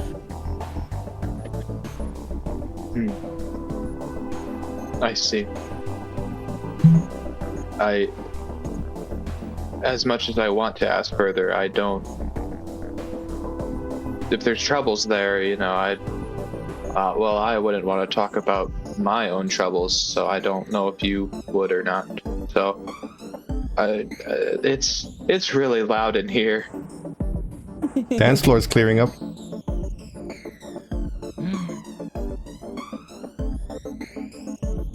I think that's a sign. That's a sign. We gotta go. Pull Aaron to the dance floor. I don't think I see your sign. Are you guys going to the dance floor? Yes. Yeah. Like, Is Aaron coming with? You don't see the sign because you're not a Malkavian. Reluctantly. So, like an image of the corgi with the collar around its neck. I will remind you guys there are 5 + 2s unused here, but roll performance and dexterity. Do we get an advantage because of alcohol? Alcohol in this game is supposed to give you a disadvantage. I'm just not applying it right now. So, performance and dexterity. If you're gonna use a +2, add 1 vampire die. I was gonna add a plus Small count. I'm sure dancing more drunk feels like you feel better at dancing, but in comparison, like 1. I mean, you feel like you're dancing well. Another. Sure. Renee's at 2, Ash is at 2, Aaron is at 0. How appropriate. That's so on brand. You two are dancing well enough. You're dancing about the quality that is expected of this club. Aaron is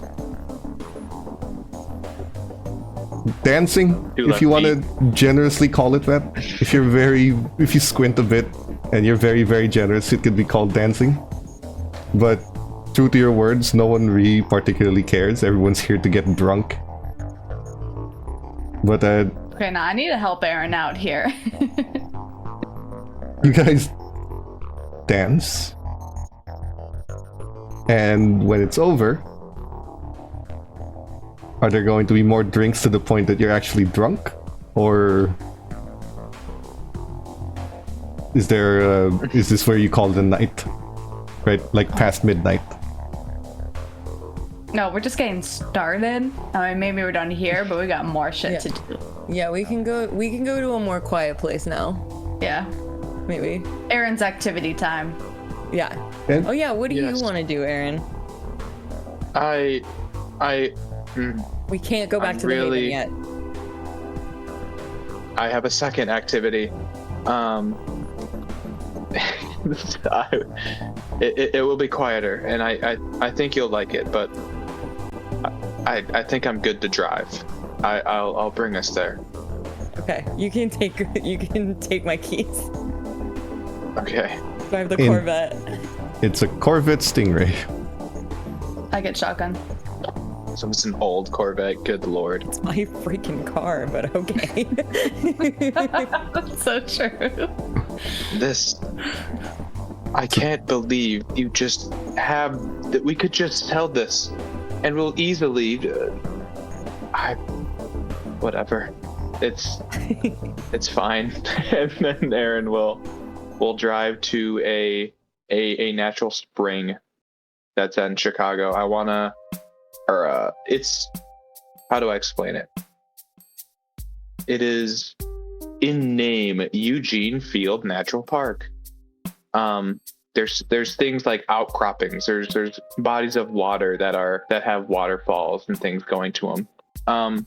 It probably took about like a 3-4 minute walk off into like a trodden path, but not lit, or like it doesn't have like garbage cans or anything. It's not a hiking path, so people go here, but it's not something that is like marked for tourism.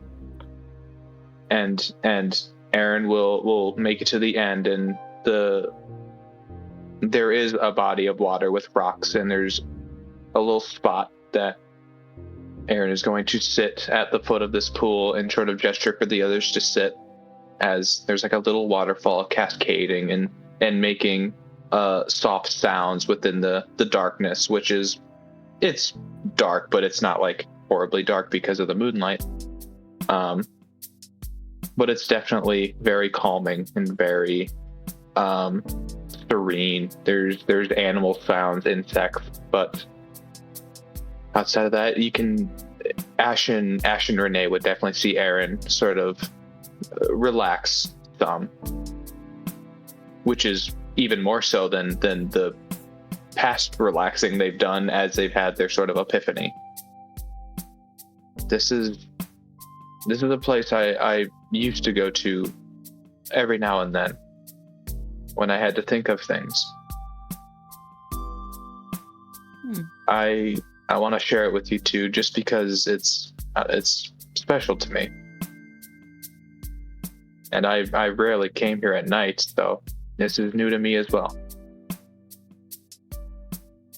Beautiful. I never thought of you as like a nature person. Yeah, that does seem a little odd. I'm really not. It was more so someone else of my life that was.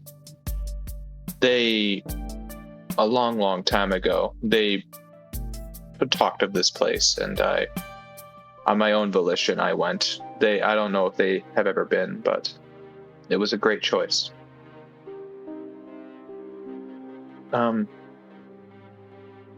Yes, I would meditate on my thoughts here. And I hope I really do. I hope it's not dampering on our trip or anything. No, it's nice. It's nice just to relax. Thank you. There is another thing as well. When I was feeling particularly bothered by something, when I was frustrated and angry, and you've seen it, I put it all down this spring. And then Aaron will point to the body of water that's sort of like, I want to say like maybe like 7 feet below the rocks they're like sitting on. I would jump off into that spring. And the extremely cold water would, I don't know, it would feel like it would wash away any of those frustrations and anger I've been having. So I think now is a good time for me to do it again. Okay, but not in those clothes, because that's gonna ruin them. That's gonna ruin the night. Can't call it early yet. You won't be let into any clubs with wet clothes.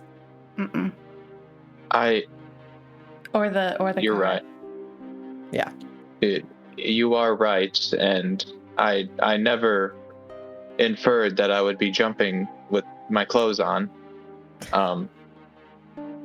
I do. But your hair ask is done, what you know, you could have a whole makeover. Like, it's gonna ruin it.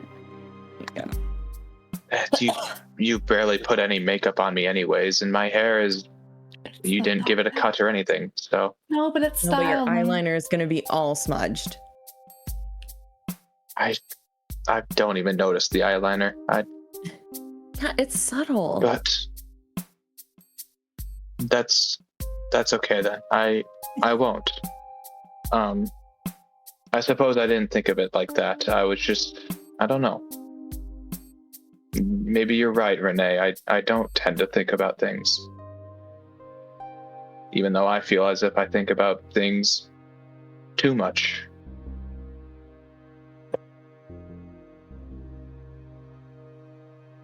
So, you guys have a moment here to reflect. Meanwhile, we go check Cecil. I'm assuming you Right. also want to go to an open fangs club so you can just get hammered Oh, definitely. and basically just tell the bouncers and everything that Rick is off limits because he's with you. Which again, you are well within your rights to do so. Now, as you're drinking, is there anything you'd like to tell Rick? How drunk am I right now? How drunk do you want to be? I'm You can remove Oh, 2 dots of hunger, in which case, that in an open fangs club in the middle of midnight, that's gonna translate to, I don't know, half a bottle of tequila. Just straight up. Okay, yes, I'm gonna do that and just drink half a bottle of tequila. All the hatch. All thrust, no throttle. You're just drinking from all the people here who are already drunk, getting that high. You will get your addicted back because none of them are on your drug. But at this moment, that doesn't particularly matter. So what do you do? Alright, Nick, so... very important question, as my employer to you. Oh, yeah, I'm listening, yeah. Don't take this the wrong way, but are you attracted to me? Don't take this the wrong way, but I like girls. Hell yeah. Oh my god, fuck yeah. It's like Cecil just found out that he's like had a health problem cured. Yo, dude. You like girls? I like girls too. Cool. That's mad. He just looks. Yeah. Oh, I've had too much, and at the same time, not enough. Oh, please, let's smash. Let's both get smashed. He What? orders a tequila sunrise, and you get someone else who's on a tequila sunrise. And you keep drinking and drinking. And at this point, I would like you to roll your wits and awareness. But the penalty of your addicted will be there. So whatever you're gonna roll, just roll it. Okay.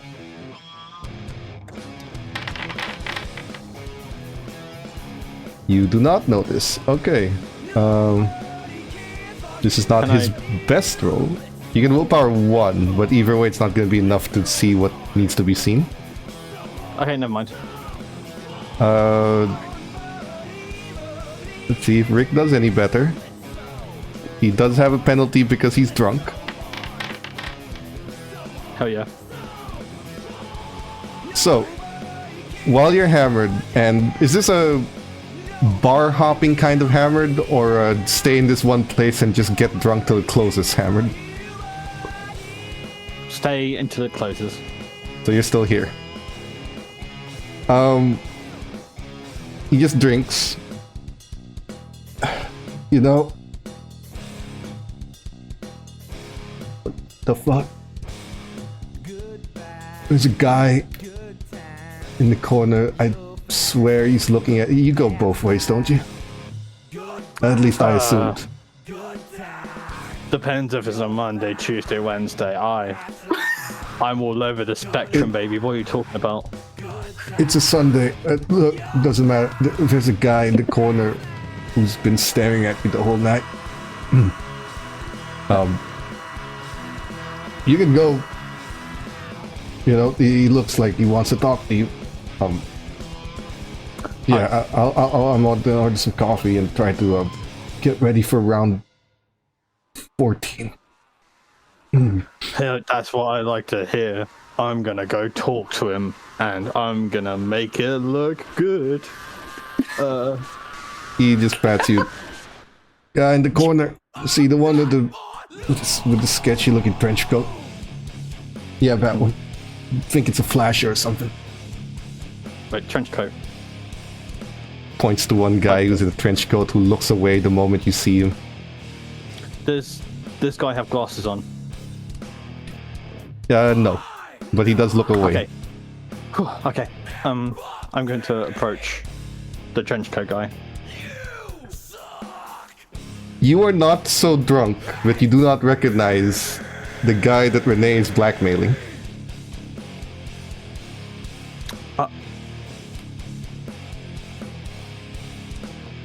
Hey.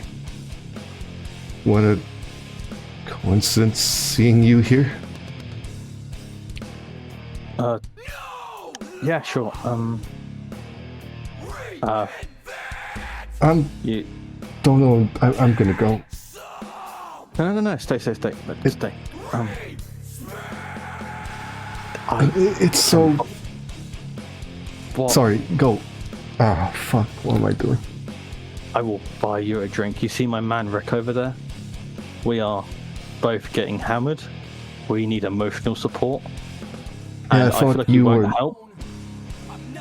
Is Okay, he? listen, you won't help. Yeah? Are you two? Am I in the middle We are of? both. We are both not gay. No. He's not gay. I'm whatever you perceive me as. But either way, we know that you won't provide emotional support, but we will for you. How about that? I'll buy you a drink. It's a drink. It's fine. Sure.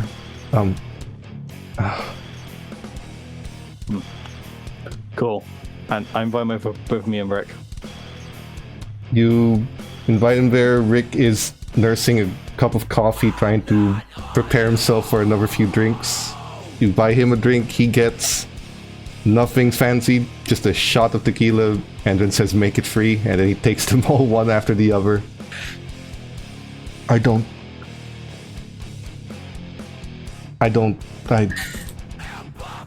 There was the thing in my office, and then you never showed up again, and I didn't know if it was a thing, if it's not a thing, if it's something that isn't a thing.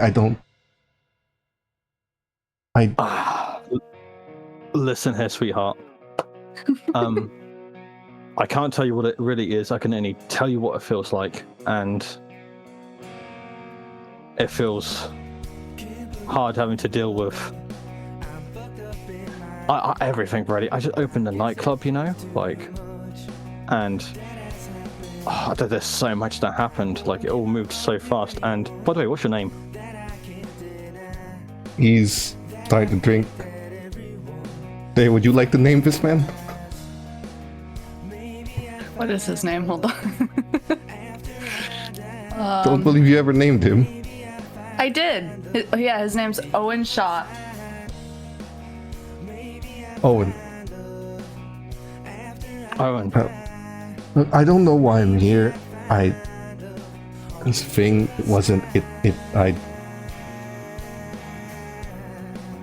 Oh. It was a comfort in the worst time of my life. So I just started looking for it again. I don't know why I'm here. Listen, low key, I can't provide that comfort again. But, big but, why didn't you tell me what Renee has done? Because it seems like you need to let off some steam, and not in the homo way, but more in like you have something hanging over your shoulders, like a big... If it's too dark, then I don't care, so don't keep your mouth shut on that, but like, it's up to you. I'm gonna drink. Persuasion and manipulation, and I will give you 2 extra die because you got him drunk. So add 2 die to it. Your addicted will cancel it out. It's fine. Great. Wait, do I just take rid of... Cool. Yeah, just add 2 die. Great, there you go. Wow. He looks... I can't tell you everything, but she's got shit on me and she keeps using it to steal supplies and shit that I have to write off, and it's a mess. I don't know why I let it get this far. And you came along and you were with her, you came back and all of that happened, and I just thought at least something was going up in my life, and then you never showed up again and shit just keeps hitting the fan. And you see his shot get slid his way from Rick. You sound like you need a drink, buddy. Passes a shot. Thanks. And he drinks. I don't know what's going on anymore. How about, in the polite way, you stop the vagueness and you give us some of the details? Because I'm not exactly a girly, I can't give you some help, but we're here to listen, bro. Like the bros we are, okay? And although I can't kiss you on your mouth, I can definitely listen to that mouth. I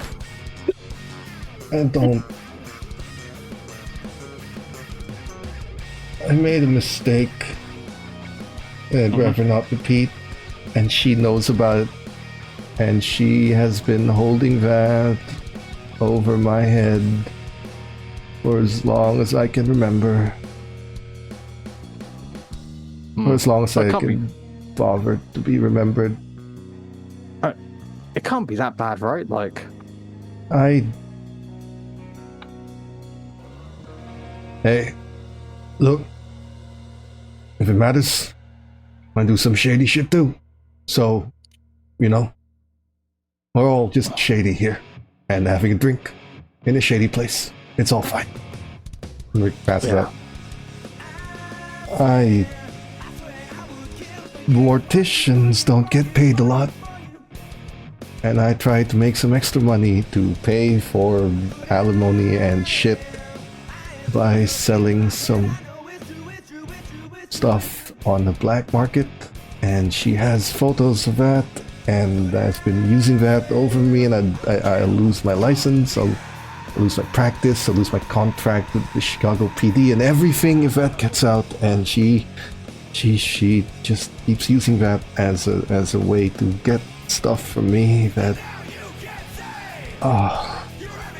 and the stuff she gets bleeds into what I have to give. It's a mess. Look, sometimes I scratch off the names of people from old organ donor cards so that I can sell their organs to someone else. It's that's it. I mean, if she sends those photos to the PD, I'm done for and I lose everything. So yeah, that's it. Okay. Not to assume I was the smartest, but I kind of thought you were fucking the corpses. Oh, fuck. No, what the fuck? But you're making it sound like that. You're making it sound like you committed the ultimate sin, and I thought, what's the worst thing you could do to a dead body? Fuck it. It should... taking organs away from the donor list so I can sell them to the black market to people who are at the bottom of the donor list. It's a whole mess. Look, the point is, I'm gonna lose everything if she tells them, and the annoying thing is, I'd be more than happy to deal with her if she just actually deal instead of blackmailing me, because that fucking bitch! Oh, hey, chill out. Okay. I say not the word bitch, I would just say individual, and let me tell you here, I can try my best to sort it out. I'll talk to her, and if not, then me and Rick will sort something out with you. You seem like a kind guy, I know what you taste like, so I know you have good intentions, and... fuck me. Look, I'm so hammered. I'm gonna go. I'm gonna go.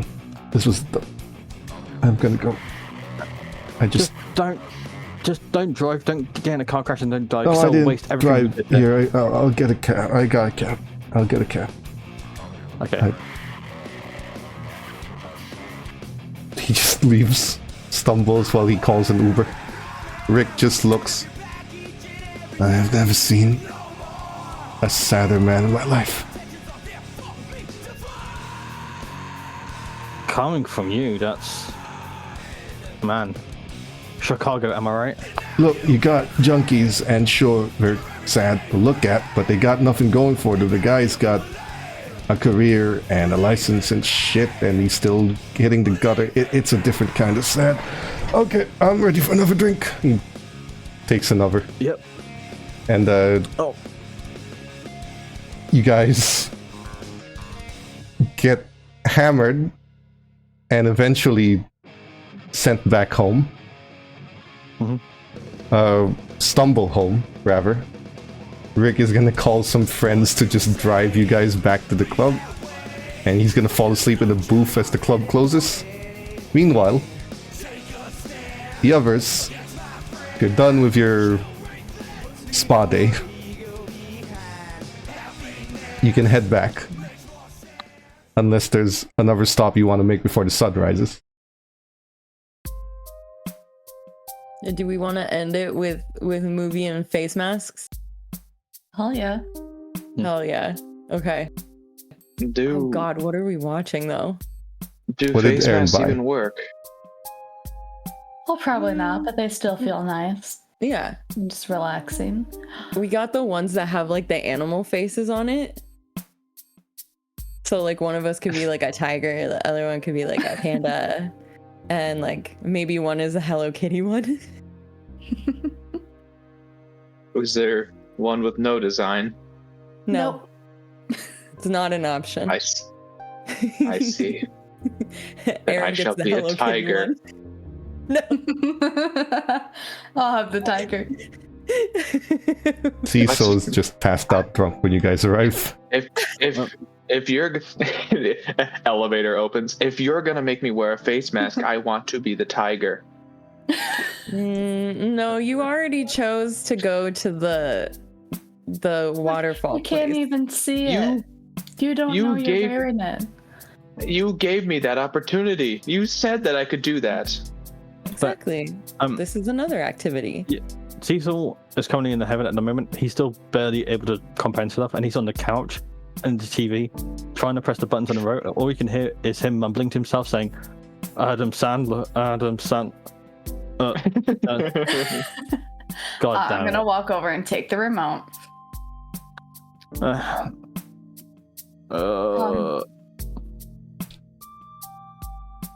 Okay, first. I did get an Adam Sandler movie. Which one? Really? Which one? Happy Gilmore. This is a good one. Yeah. It is. Oh, what, Renee? What were you? What? Renee, what were you gonna say? What were you gonna say? Nothing to you. You just stay there. Darn it. Okay, so first Owen Aaron... was right. You hear that in your head? Owen was right. Okay, first just clean up, get in comfy clothes, and then but we'll discuss the face masks. So, Do we You have guys- an extra one for Cecil? Oh, I mean, we have to be stocked up. Renee probably is. And I get the Just- tiger one. Just slap it on my face and call it a day. Do I take it that this coterie passes out to Adam Sandler? Yeah. Yeah. It is likely that is what's happening. Yes. Yep. Okay. And face masks. Then Oh, the next evening. not to Go ahead. in a Hello Kitty face mask, like just like poking at the corners. It's very slimy. It's very cold, but it's just like, you know, I hate to bring up business, but I do have greater resources now than ever before. So please just fuck it. This guy's about to get his hand blown off, and then Well, Aaron, I will come to you if I need more yaoi, so don't worry. I'm Literature. Cecil, okay. what Sure. the hell happened to you? I talked to men. Men talked to me. Uh-huh. Guys' night. Hoorah.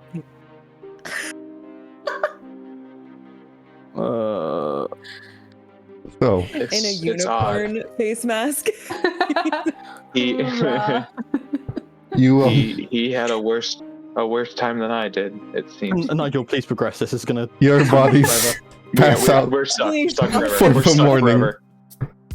on the couch in front of an Adam Sandler movie. As the morning rises and your bodies die. Now, when the evening comes around again, everyone will make a rouse check. Cecil makes 4 if you want to heal that wound. Sure.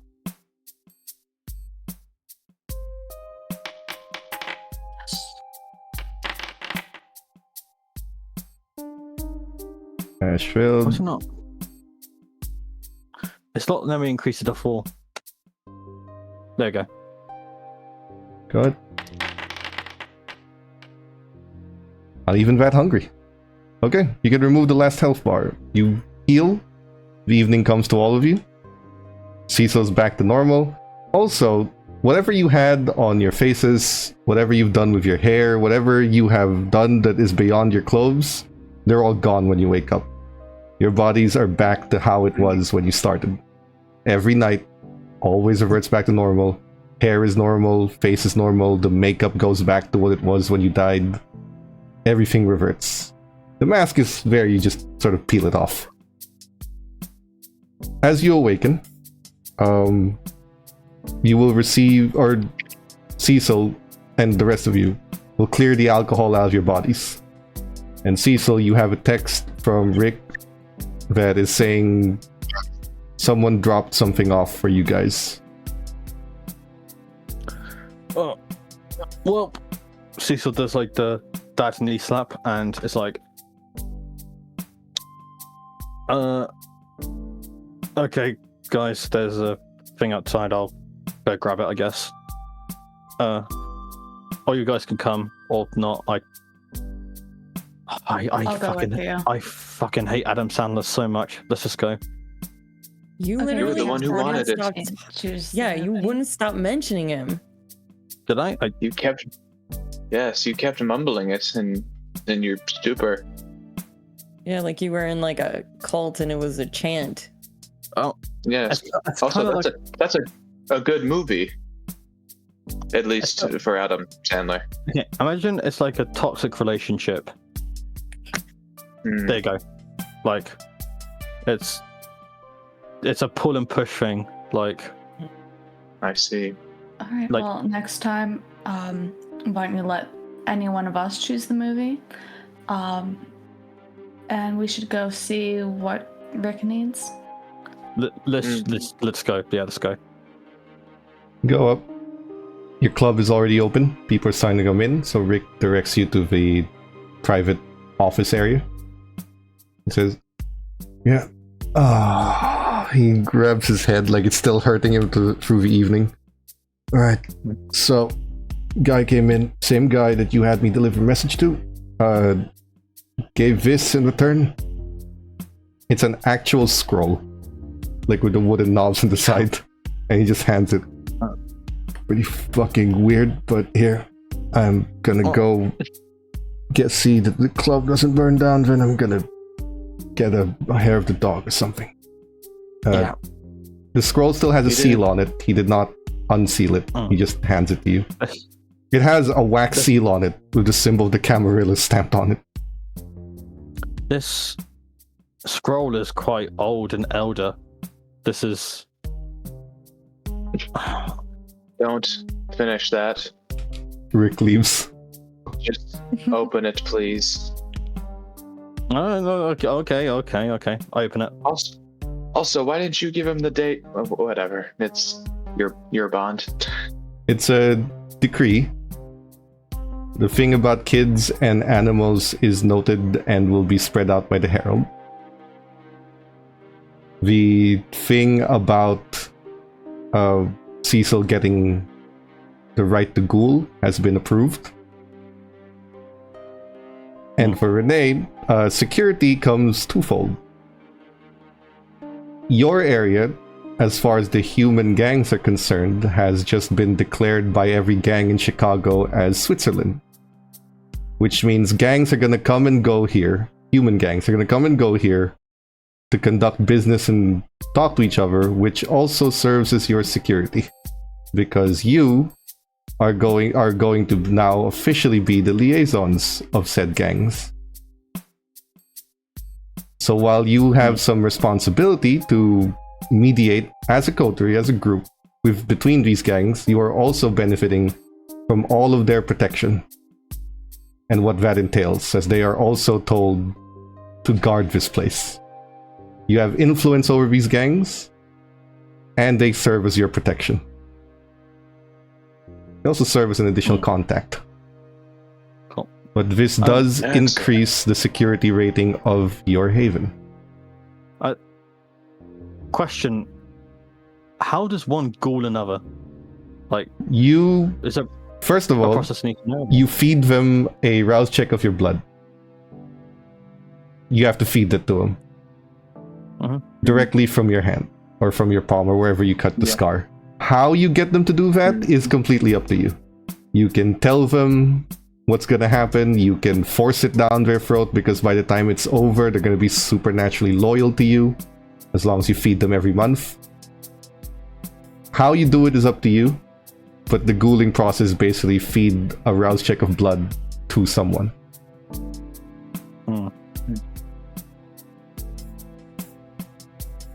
What would you guys like to do this evening? Take note, you still have that one boon to pay. For a name that Renee probably doesn't want mentioned. Oh. Well, we do need to go to that one club. It would be rude if we didn't go to Patricia's club. Do you need any assistance? I mean, I could go alone. I'll go with you. Okay. I wasn't gonna do anything. Well, I know. I'm worried about if Patricia's gonna do anything. I don't really trust her. I mean, know what. It is a boon. Being crazy, but as far as Hera knows, she can't do anything with the boon. Oh, but she's sneaky. She'll plant a seed. It would be wise. It would be wise to have caution. The ministry is very, very manipulative. Plus, you said that there's something there all of us would enjoy, and now I'm really curious. I could come along and beat off anyone who tries to get at us. So I don't. So I have a question for you. Yeah. When you formulate the sentences which you speak, do you think of them after you say them, or do you think of them before you say them? I can answer that. He does not think at all. What Renee said. I feared as much. Okay. What was wrong with my sentence? Sorry, what was wrong with my sentence? Oh, nothing. It's I propose you may learn later when you're older. Do we need assistance at the club regarding this, Patricia? I could do my best here and research the ministry, that club, the Chicago history, anything. I would love to be of assistance. I mean, I don't think we need to. I think we just need Aaron? to. A part of your blood is deathly curious, what she means that there's something for everyone. There's a part of your blood that wants it. Or wants to know firsthand. Like, it has to be a lie. There's no way. Even if it's a lie, it's information. But it is information. I can't deny I'm not curious, but can I do like a some sort of intelligence roll to think about how not rational, but like to think about with Patricia and it being a boon, they can't do anything so like so opaquely dangerous, but is there some sort of loophole that the ministry has done that could be bad? You don't know anything about the clan. You haven't had a chance to read it. But as far as boons are concerned, the fact that she's invoking a boon to bring you to her domain restricts her further than Julia was ever restricted. Meaning, the amount of things she's allowed to do becomes very, very minimal. Because you are both repaying a boon and showing up in her domain where she's bound by the tradition of hospitality. She cannot... There's very limited things that she'd be allowed to do, and if she does them, whether or not she's allowed to do them, it is a stain on her reputation as far as boons are concerned, which is something most kindred avoid, which is the very thing that Everett demonstrated for you the previous evening. So there's a level of confidence, I would say that there's a level of warranted confidence on your part that she would not tarnish the reputation of her entire clan, who, as far as you were told, are here under the grace of the prince, because they are not a Camarilla clan. And now my final question is in regards to a new ritual I have. It takes 3 days to make a bloodstone. Yes. And I know I've been working on that ritual for this week now. Would I have at least one that is complete and functional? Or are they all like duds? You could try one. You could try to roll. See if you manage to succeed at it. You go to the discipline tab, roll the icon next to the craft bloodstone. It'll roll everything for you.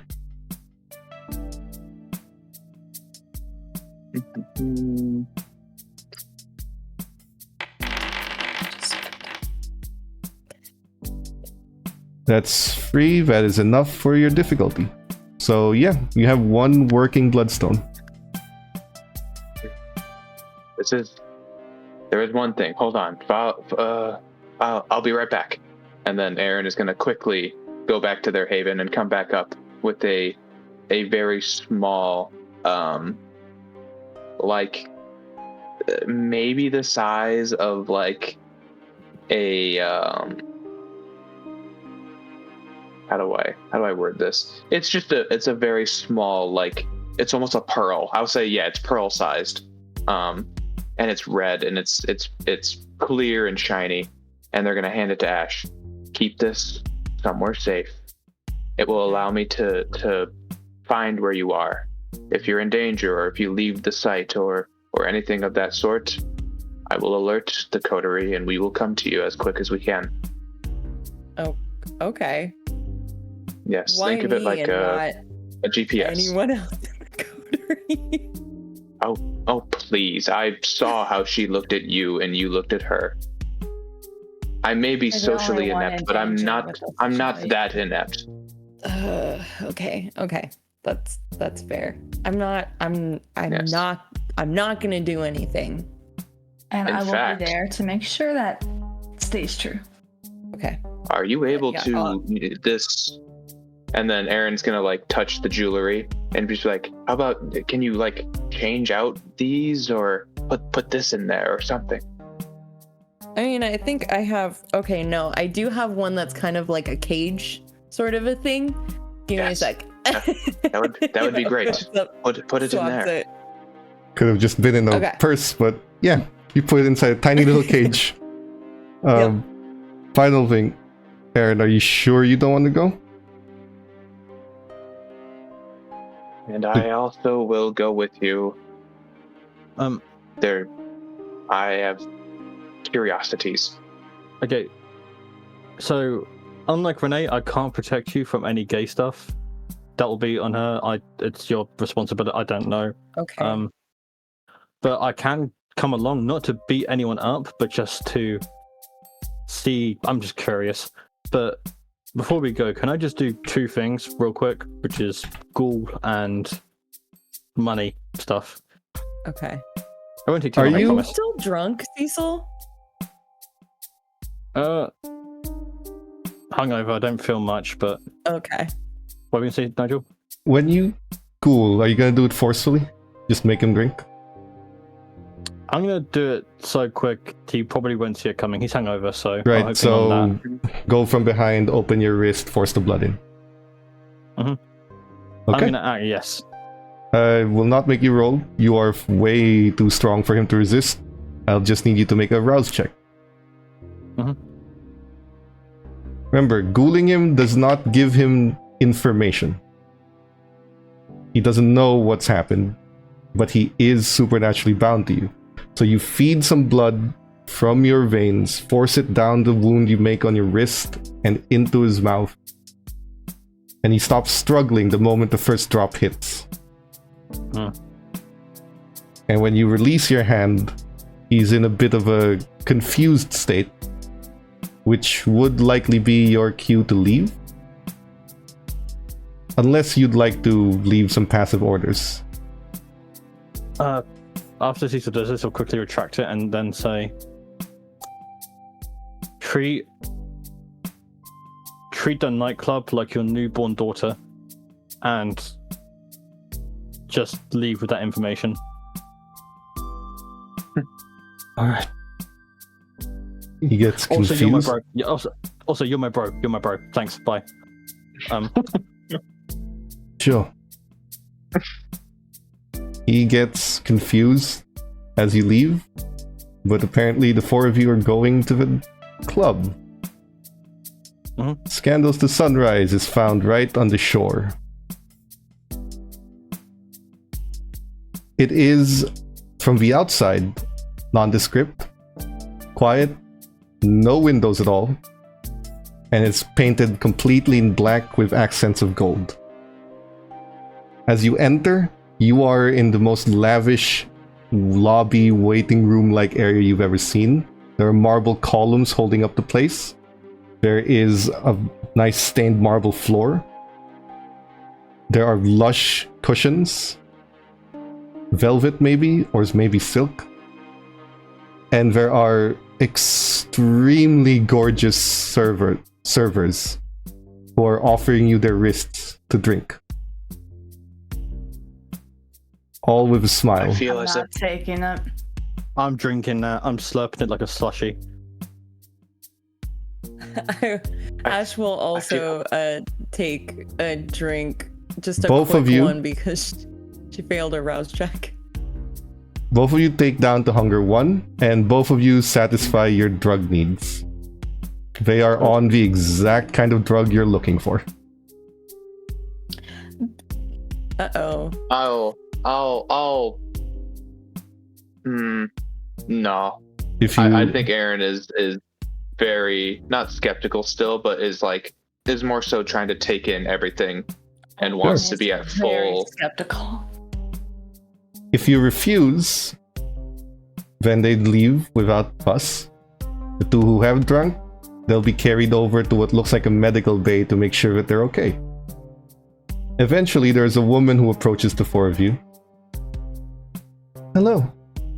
Miss Patricia informed me that there may be guests coming in the next few nights. I assume you are those guests. Yes.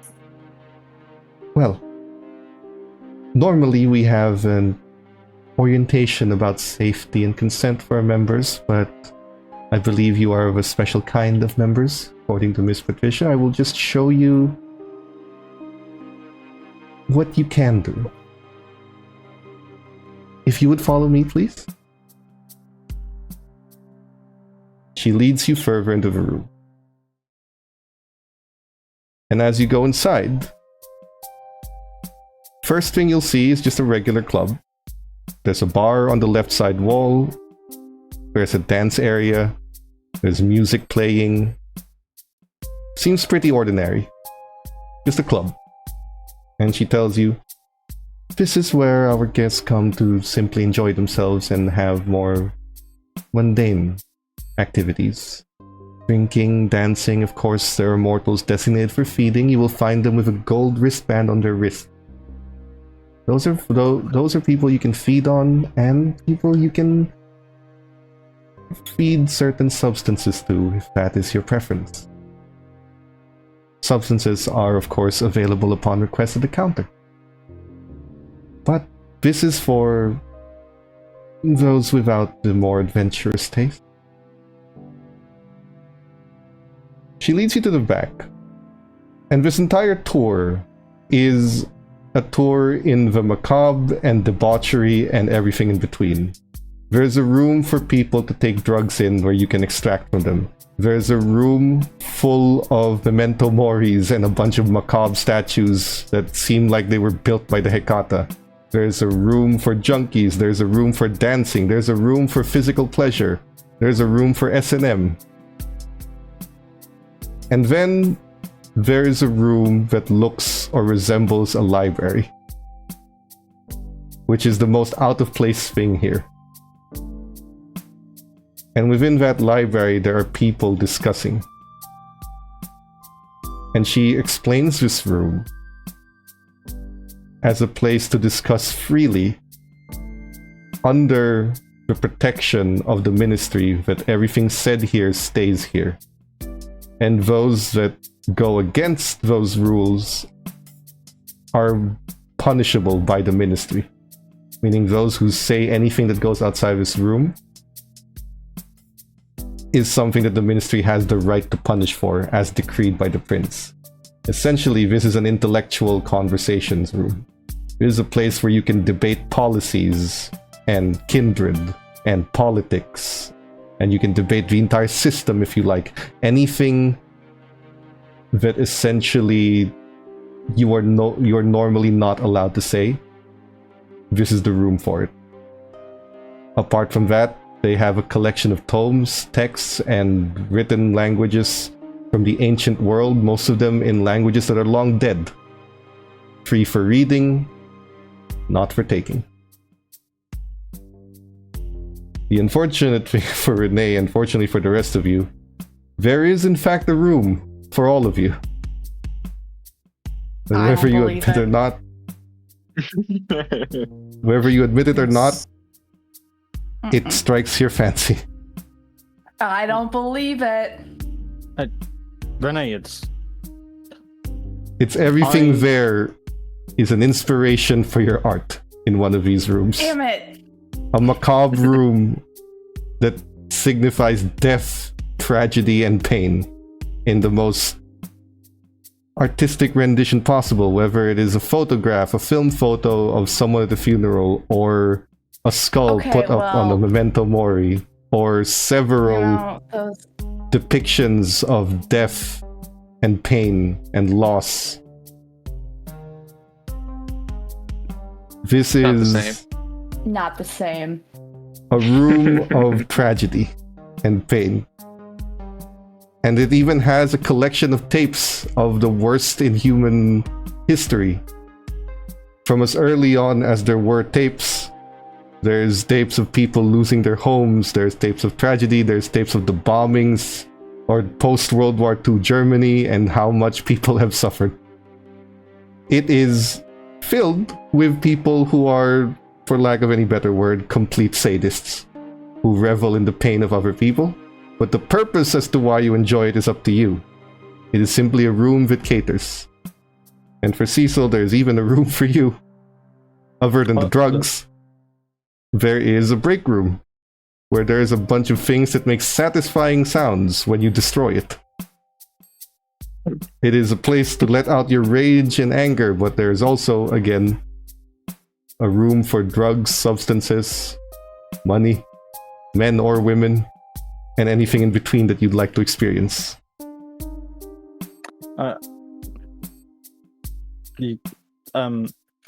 You see Cecil crack his knuckles and then just start slowly walking towards it, not kind of a little bit entranced of it.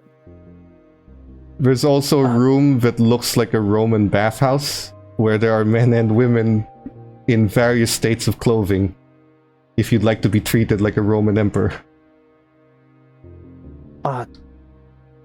I'm sorry, guys and gals. I feel a little bit quirky today, and you see him going to the breaking room. Start smashing things. Yes, break stuff. Me? Well, it's a boon. Like I doubt anything bad's gonna happen. You may as well indulge a little bit. Have we technically satisfied the boon already? Yeah, you visited the whole place, you're allowed to leave. Well, Cecil, the boon it's been satisfied. It's a matter of if you want to stay or leave now. I feel like it would be rude if we didn't. You didn't go in one of the rooms. I'm not talking about a big bender, just practice a little bit, show that we're interested, act like we're interested even, and then just leave. I'm guessing there's the tour guide is there. Yes. Or whoever he or she was. You've mentioned this room is people have discussions there, and you're not to remove any sort of information. That includes taking out books. Does it also include taking out thoughts? Or my own journal, if I was to write in it? You're free to write as you wish, but those who discuss will not know who they speak with or what they speak of. Think of it like a confessional. She gestures to various hallways to enter a particular room that's empty. And these are private hallways where you can leave with anonymity of what you've said or done, and what is said to you or done to you. I see. And Besides is there some that, sort of... you may simply indulge yourself in a bit of reading. Is a room more quiet than the others? You might find we have volumes here not found anywhere else. I suggest the back Perhaps. row for one as curious as yourself, if you like.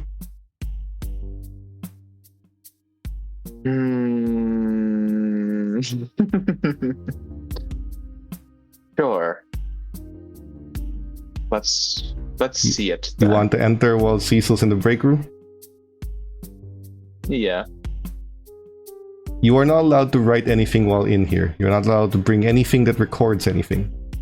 But what you do afterwards is up to you. Just within the room, you are only allowed to read and nothing else. No copying. If you can memorize all of it, sure. But that's up to you. In the back area, in the far back shelf, there are very old pieces of paper. Not books, just paper.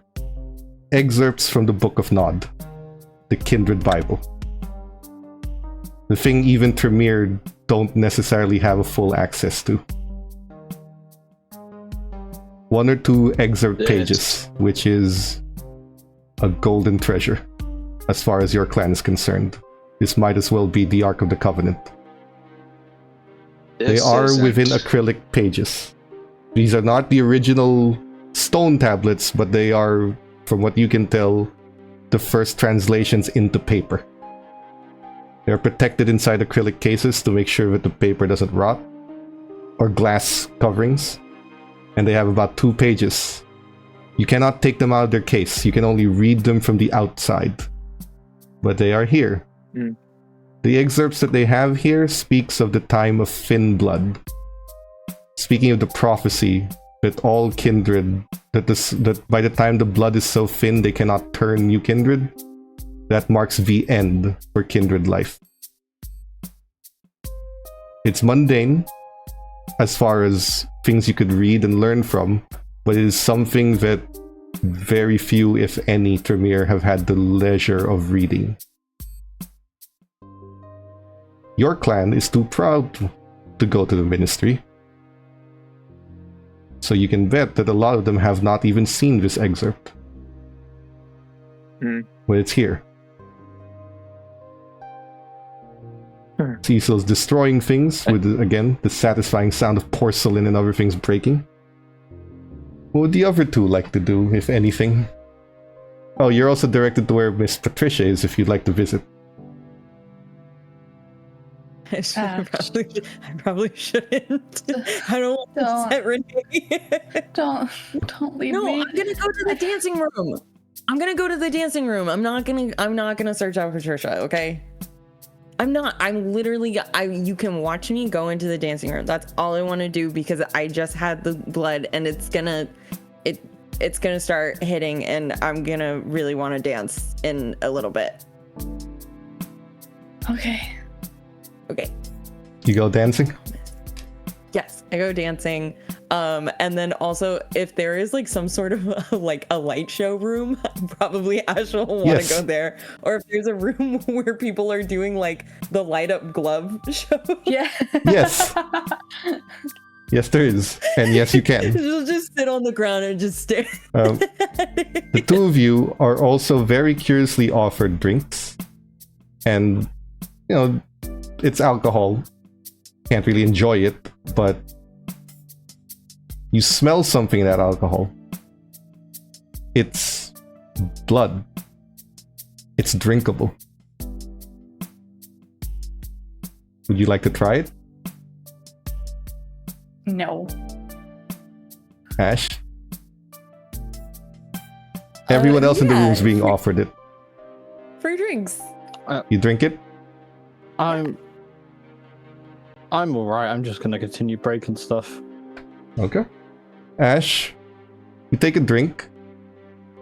It tastes like finely aged scotch with a hint of copper, like it's blood. It I hate scotch. one tastes like alcohol, and two is alcohol, and three, you're not gonna have to regurgitate it this morning. And along with the drink is a menu of human drinks that you can order.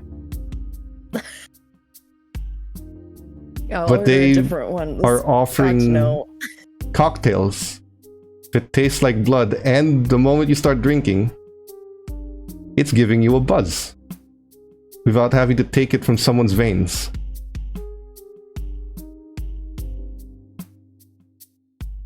Renee, it's pretty good. They're like cocktails, but you can actually get drunk from them and their blood.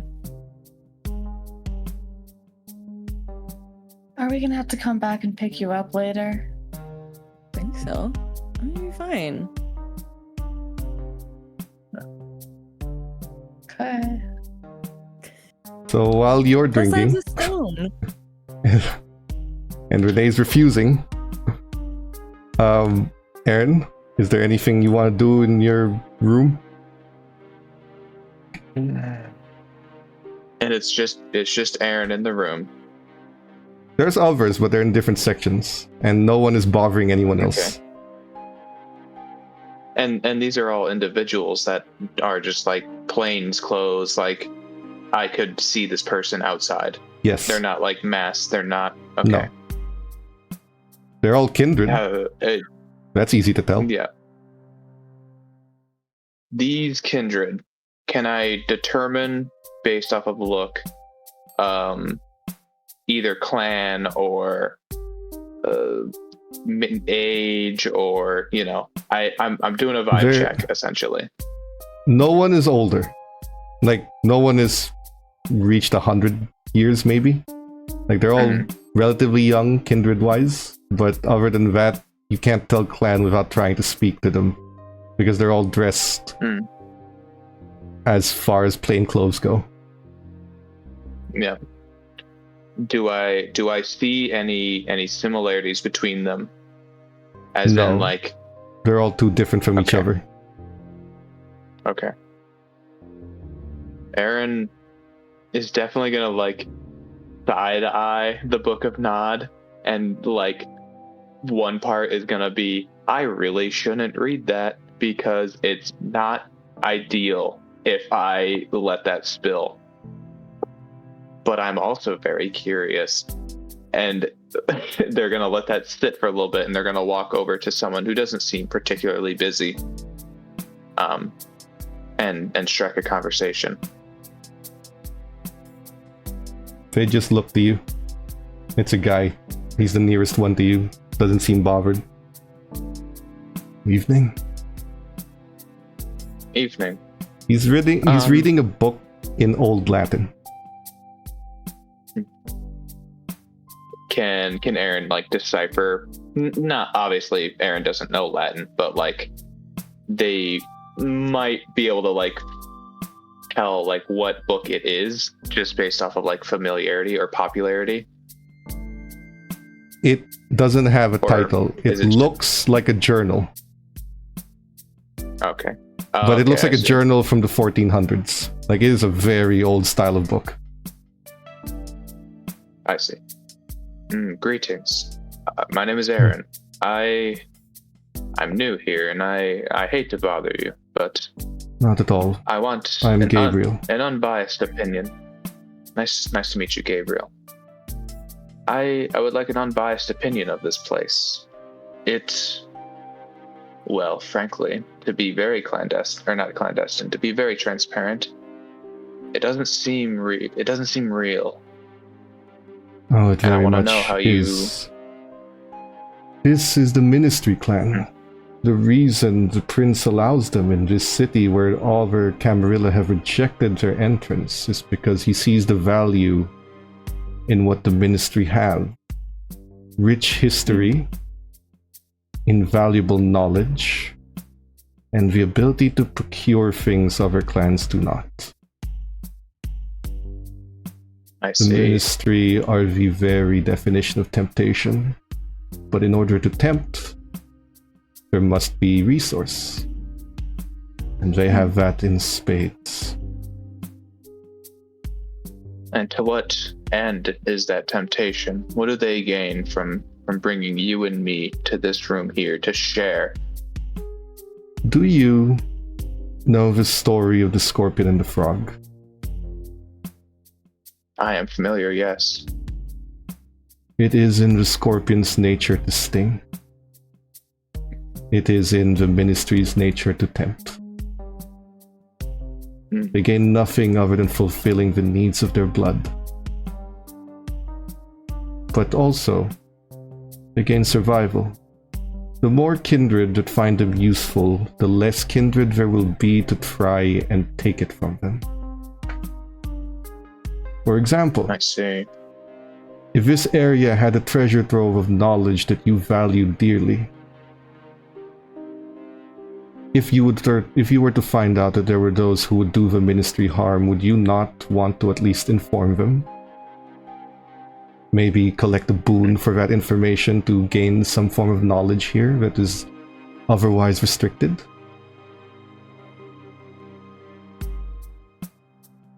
You do wager a good point. But what stops an individual from just outright relying on the Ministry? Who's to say someone couldn't just live here? What would they do then? I wager that is what they would like. The Ministry are the snakes in the Garden of Eden. They wish for you to fall into their homes, to need them. That's not always what they're going to get, and they're certainly smart enough to know they can't get that from everyone. But if they have something to offer that other people need, then they will survive all the better as a clan. That is the philosophy. I see. I think I'm starting to get it, at least a little bit. If a Thank you, kindred Gabriel. slights the ministry, then it is very likely that kindred has slighted more than just them. And the ministry are the embodiment of the enemy of my enemy, is my ally. Sounds about right. Here's something a bit more. Actually, if I'm to give you a business card, are you able to remove it even though it came from this room, or came from me in this room? Excuse me. The only thing you're not allowed to remove from this room is what was originally here when you entered. I see. Well, you gave me information, yet you did not need to. So I offer you this, and it's a business card for the Deadly Affairs. I This see. is a club that me and my coterie frequent. Feel free to come by. If I have business to obviously avail, can't. I shall let you know. He pockets it carefully. Yes. Well, I'm sure you've heard some of our exploits, but still, there is more to it. But we do need connections. Friendly faces, so to speak. Not that we can provide anything of this level. Aaron, in this room, Yes. are you familiar with how the ancient Japanese handled their tea ceremonies? A sword affixed to hip, Whether you Well, were metaphorically. lord or peasant, in a tea ceremony all are equal. All enjoy the tea and speak freely without harm or worry of punishment. That is the true nature of this room. And once left, what is discussed here of sensitive nature remains here. That is the contract of which we all abide by upon entering this room by the rules of the ministry. It is just knowledge, perhaps you would wish to know, regarding this area. It is why many of us come here in such plain clothing. I To see. further I introduce see how you myself. see it, yes. No, it is not my wish. It is the enforcement of the ministry. It is how this room was meant to be, and I have seen what happens to those who break such rules. The ministry is a clan of snakes, and snakes have fangs and venom all the same. You may not see it. Hmm. They lie low in the grass, but if you break their rules, they will strike. And they will strike hard. Keep that in mind when in this room. I see. He puts the book back and he looks at you. Once again, my name is Gabriel. He nods. Says, as for my clan, well, I am of the Zumitsi.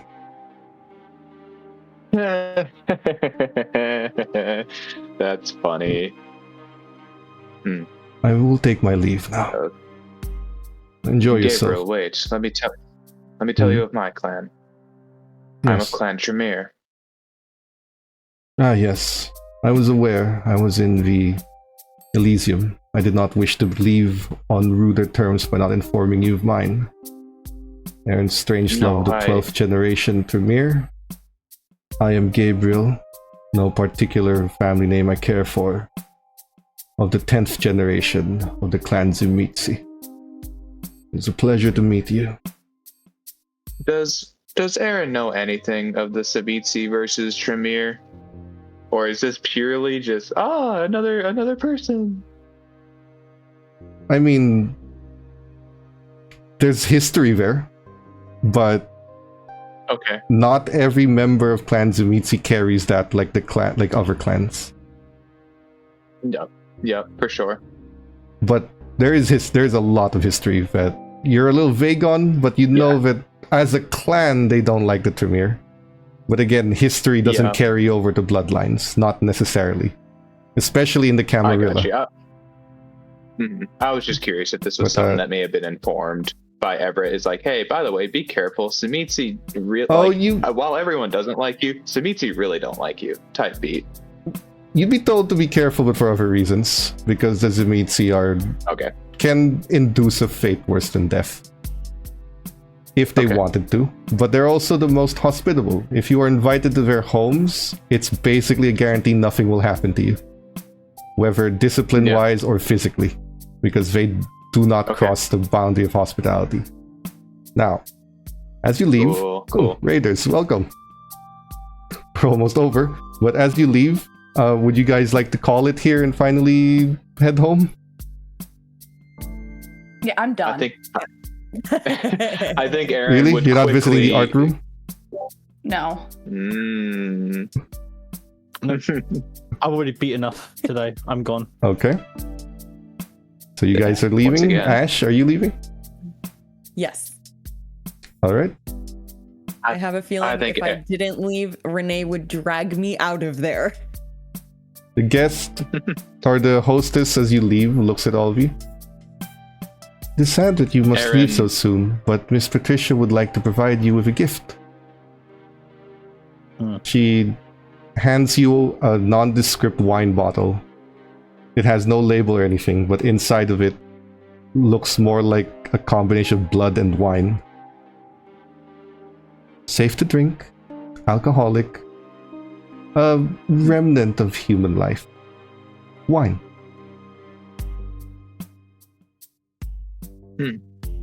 Cute. She hands it to you. Looks fruity. I'll take it. She hands you the bottle. You look fruity. I'm joking. I didn't say that. You guys can head home. Sure. Is there anything you'd like to talk about heading home?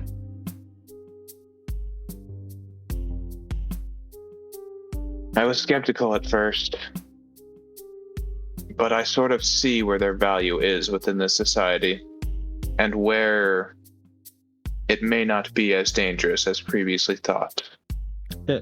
But we should lean on the side of caution when it comes to over-reliance. What throws me off is that it feels like I entered a cheat room. Like, I didn't have to work for anything. I didn't have to necessarily even buy anything. I just got whatever I wanted. Exactly. So you're exactly right. Oh, us agreeing with each other makes me shiver, but... No, you're precise.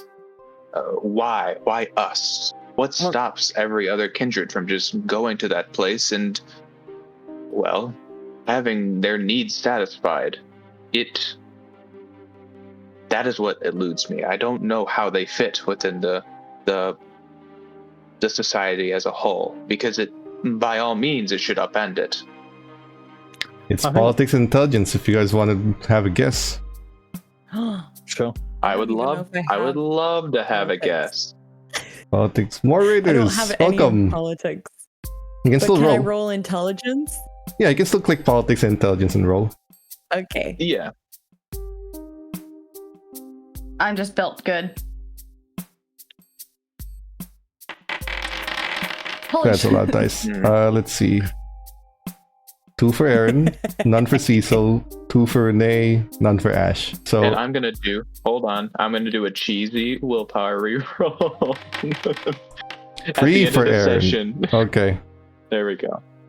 Aaron, you are. You are. I'll use willpower. Yeah. Feel free. It's the end. Why not? It's a cheesy little willpower that roll. leaves Ash with 1. That's not enough, unfortunately. But Dang it. Aaron, you answer your own question almost as you ask it. What do the ministry gain, and how do they stay alive? That is exactly the answer to your own question. They are alive because the prince wants them here, which means the prince wants them here because they offer him something he doesn't get anywhere else. And they are alive and functioning because they offer things to everyone that you won't get anywhere else. The blood wine, for example. Even blood sorcery can't make that. Thin blood alchemy can't make that. How did they get it? You don't know. but it's theirs. The books that you read, you don't know where that comes from. It doesn't even exist in the Chantry as far as you've been told. It's not even in Everett's collection. They have a knack for getting things that no one else is able to get and provide. And because of that, So slimy. people are going to want them around. Because what happens if someone's getting something from them and someone else tries to destroy them? Like Gabriel said, the enemy of my enemy. Because it is a guarantee that if the ministry owes you a favor, it is going to be the best favor you can ever make. They're deal makers. If they have an enemy, if the ministry went to you and said they would offer you a boon to take care of their problem, you already have an idea of what the ministry can offer you. You could ask for a book from that room, but you will find nowhere else. You could ask for information. You could ask for knowledge. Somehow they knew about the Methuselah before you ever found out. It is a sample of what they can do for you. And therefore, anyone who would like to bring them down, there's an army of kindred who would like to help them. They're self-sustaining because they offer things others cannot. To streamline it instead of like just repeating what you said, I imagine what you were saying, Aaron, is saying similarly. Thinking to himself while like talking out loud. Not ranting, but just like in the same way of just like stream of conscious to the whole car, that whole spiel. The ministry exists because people want them to exist. That's the simple answer. I think the best thing we do is just ignore it.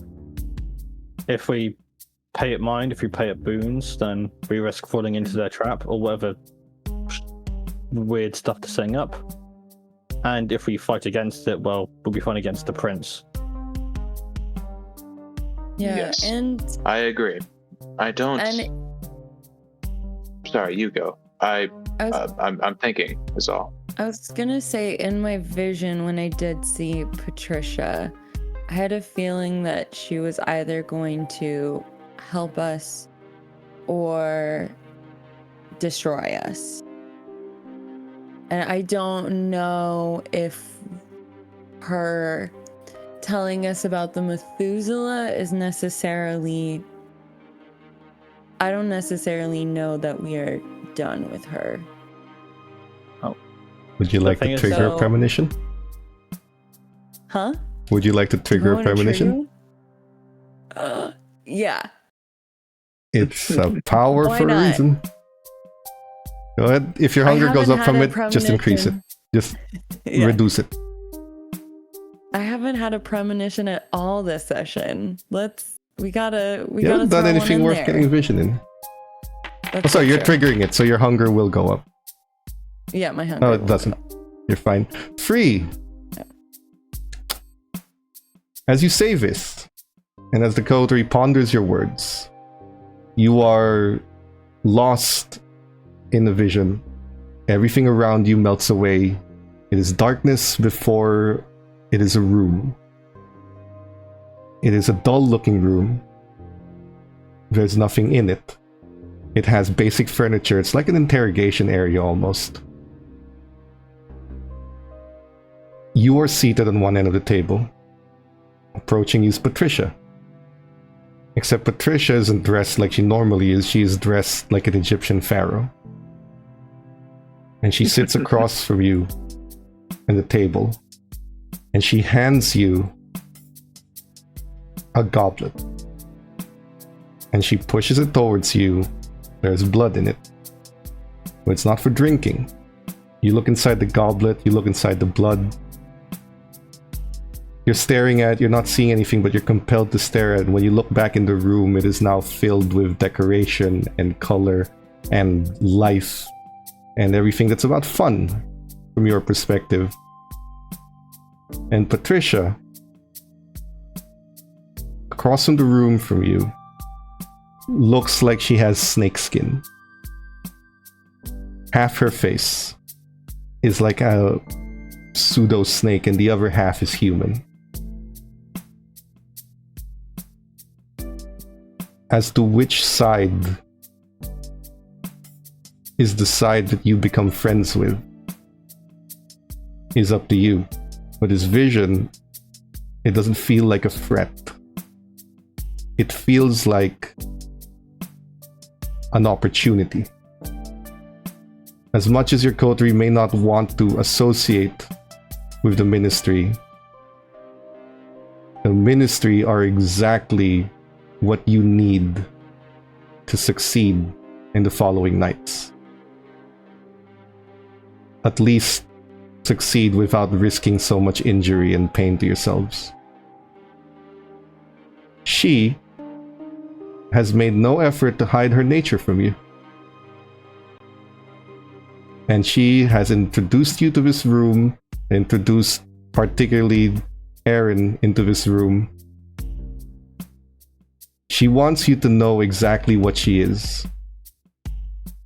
Because she is confident that one of these nights, you are going to need what she is. You are going to need what she has to offer. And she sees value in aiding the next generation of Camarilla in this city. Today, you are worthless. In 100 years, you might be the primogens.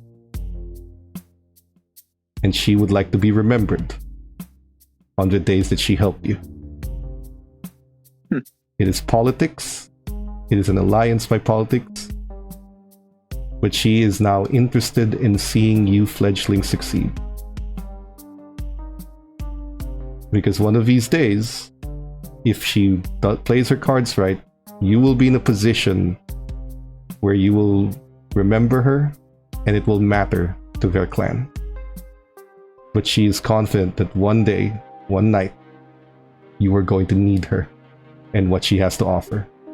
You're not sure what that night is, but she wants you to know who you're dealing with. This is the snake in the Garden of Eden. But it is your choice to decide if free will is worth it.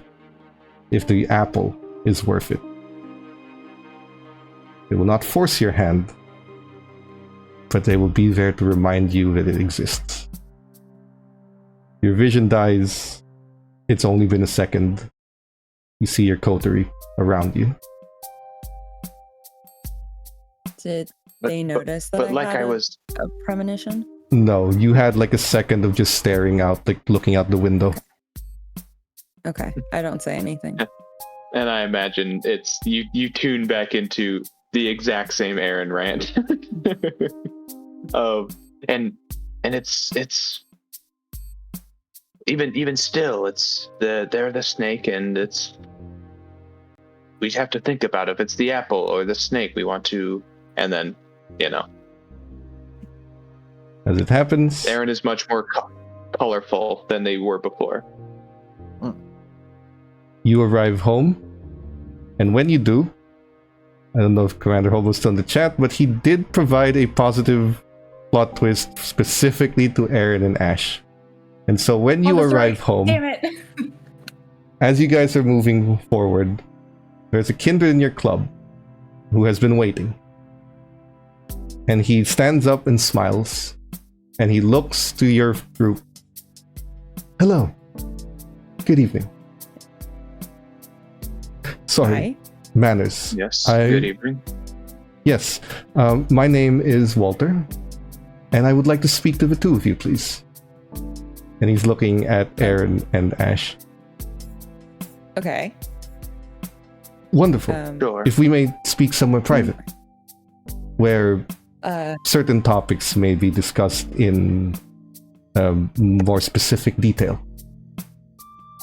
yeah, we have VIP rooms right up here.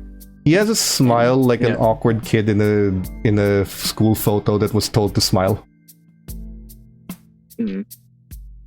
Yeah, for sure. Wonderful. Yes, Yes, please, after you. The VIP room will work. I am at the mercy of your hospitality. And then I imagine we just go to the VIP room unless Ash or unless Ash wants to say something to Aaron. Oh no. Just go to one of the VIP rooms. If one is not open, we will kick them out. Sure. I think we always they have been left one behind. open. Season they have been Sorry, left we'll behind. Be back. But Walter leads you to the room, We'll fill you in. or you lead Walter to the room, and he Yeah. sits down. Oh, yes. Very simply put, my name is Walter. I am of the Malkavian clan. He just nods at Ash with a smile. Hey. I have come here to see if you might be interested in something that I require assistance on and will be happy to pay for in the form of a boon. Okay. What is this something? If there are several tunnels below Chicago from the old Prohibition days, and beneath those tunnels are more tunnels, and somewhere in those tunnels is a Nosferatu. This Nosferatu has some objects of particular importance to me that I would like to have back, and he is willing to deal, but he does not wish to leave his warrens. But I have an open invitation to visit. Now, I have a bit of a problem with closed spaces, as so the Nosferatu warrens are not for me, and I would like you to negotiate for them on my behalf of whatever it is that he requires. I have a very extensive list of things I'm willing to do, and he puts out like a 5-page dossier back to back of what he's willing to offer. Oh. Not that you should show him, more just when you negotiate on my behalf, it is important to know what I can and want and am okay with doing. It's here. If you do this, I will offer you a boon, a minor boon, or if you prefer, there are other things I can offer you, connections for one thing. I know a kindred who is particularly well informed and well established within the Camarilla, within the Camarilla, and if you'd like to meet them, and I'm sure they would be willing to take you under their wing and then teach you things, or I could teach you some powers that I know that aren't necessarily of my clan, that I have learned over the years. But it is something. I come to the two of you after the knowledge that you are quite a pair. I learned this from your sire. He looks at Ash. Oh. That you may need some assistance or connections, and that I am in a position to provide, and that you looking at Aaron are capable of providing the assistance in exchange for assistance. I wonder if I got my point across. That.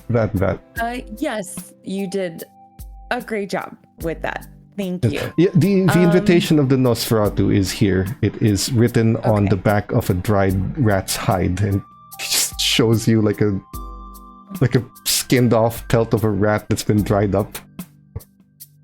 It is quite disgusting, but it is the invitation. All right. I would appreciate if this would be accomplished by tomorrow evening.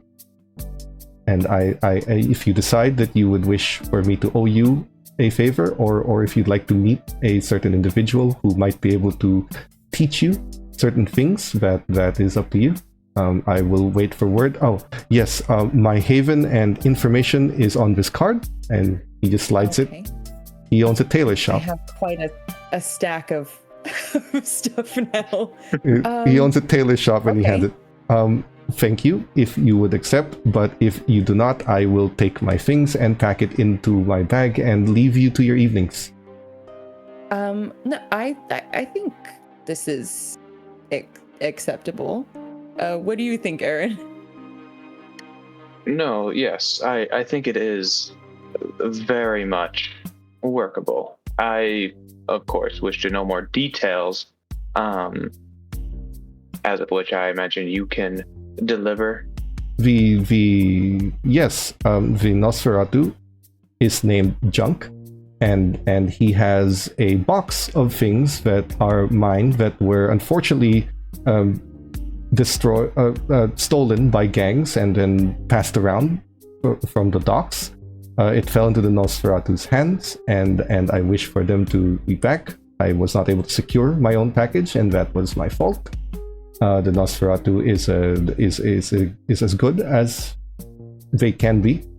I just wish for my items to be returned. They are quite sentimental and important for certain things that would very much calm me in these tumultuous nights. As far as my mentor, I cannot tell you that unless you agree to meet him under his request, of course. But that I am willing to do you any favors, perhaps teach you certain abilities that may not be available to our normal clan, or provide you with clan. an ample amount of cash. Speak of it. What is your clan? I'll introduce himself as Malkavian.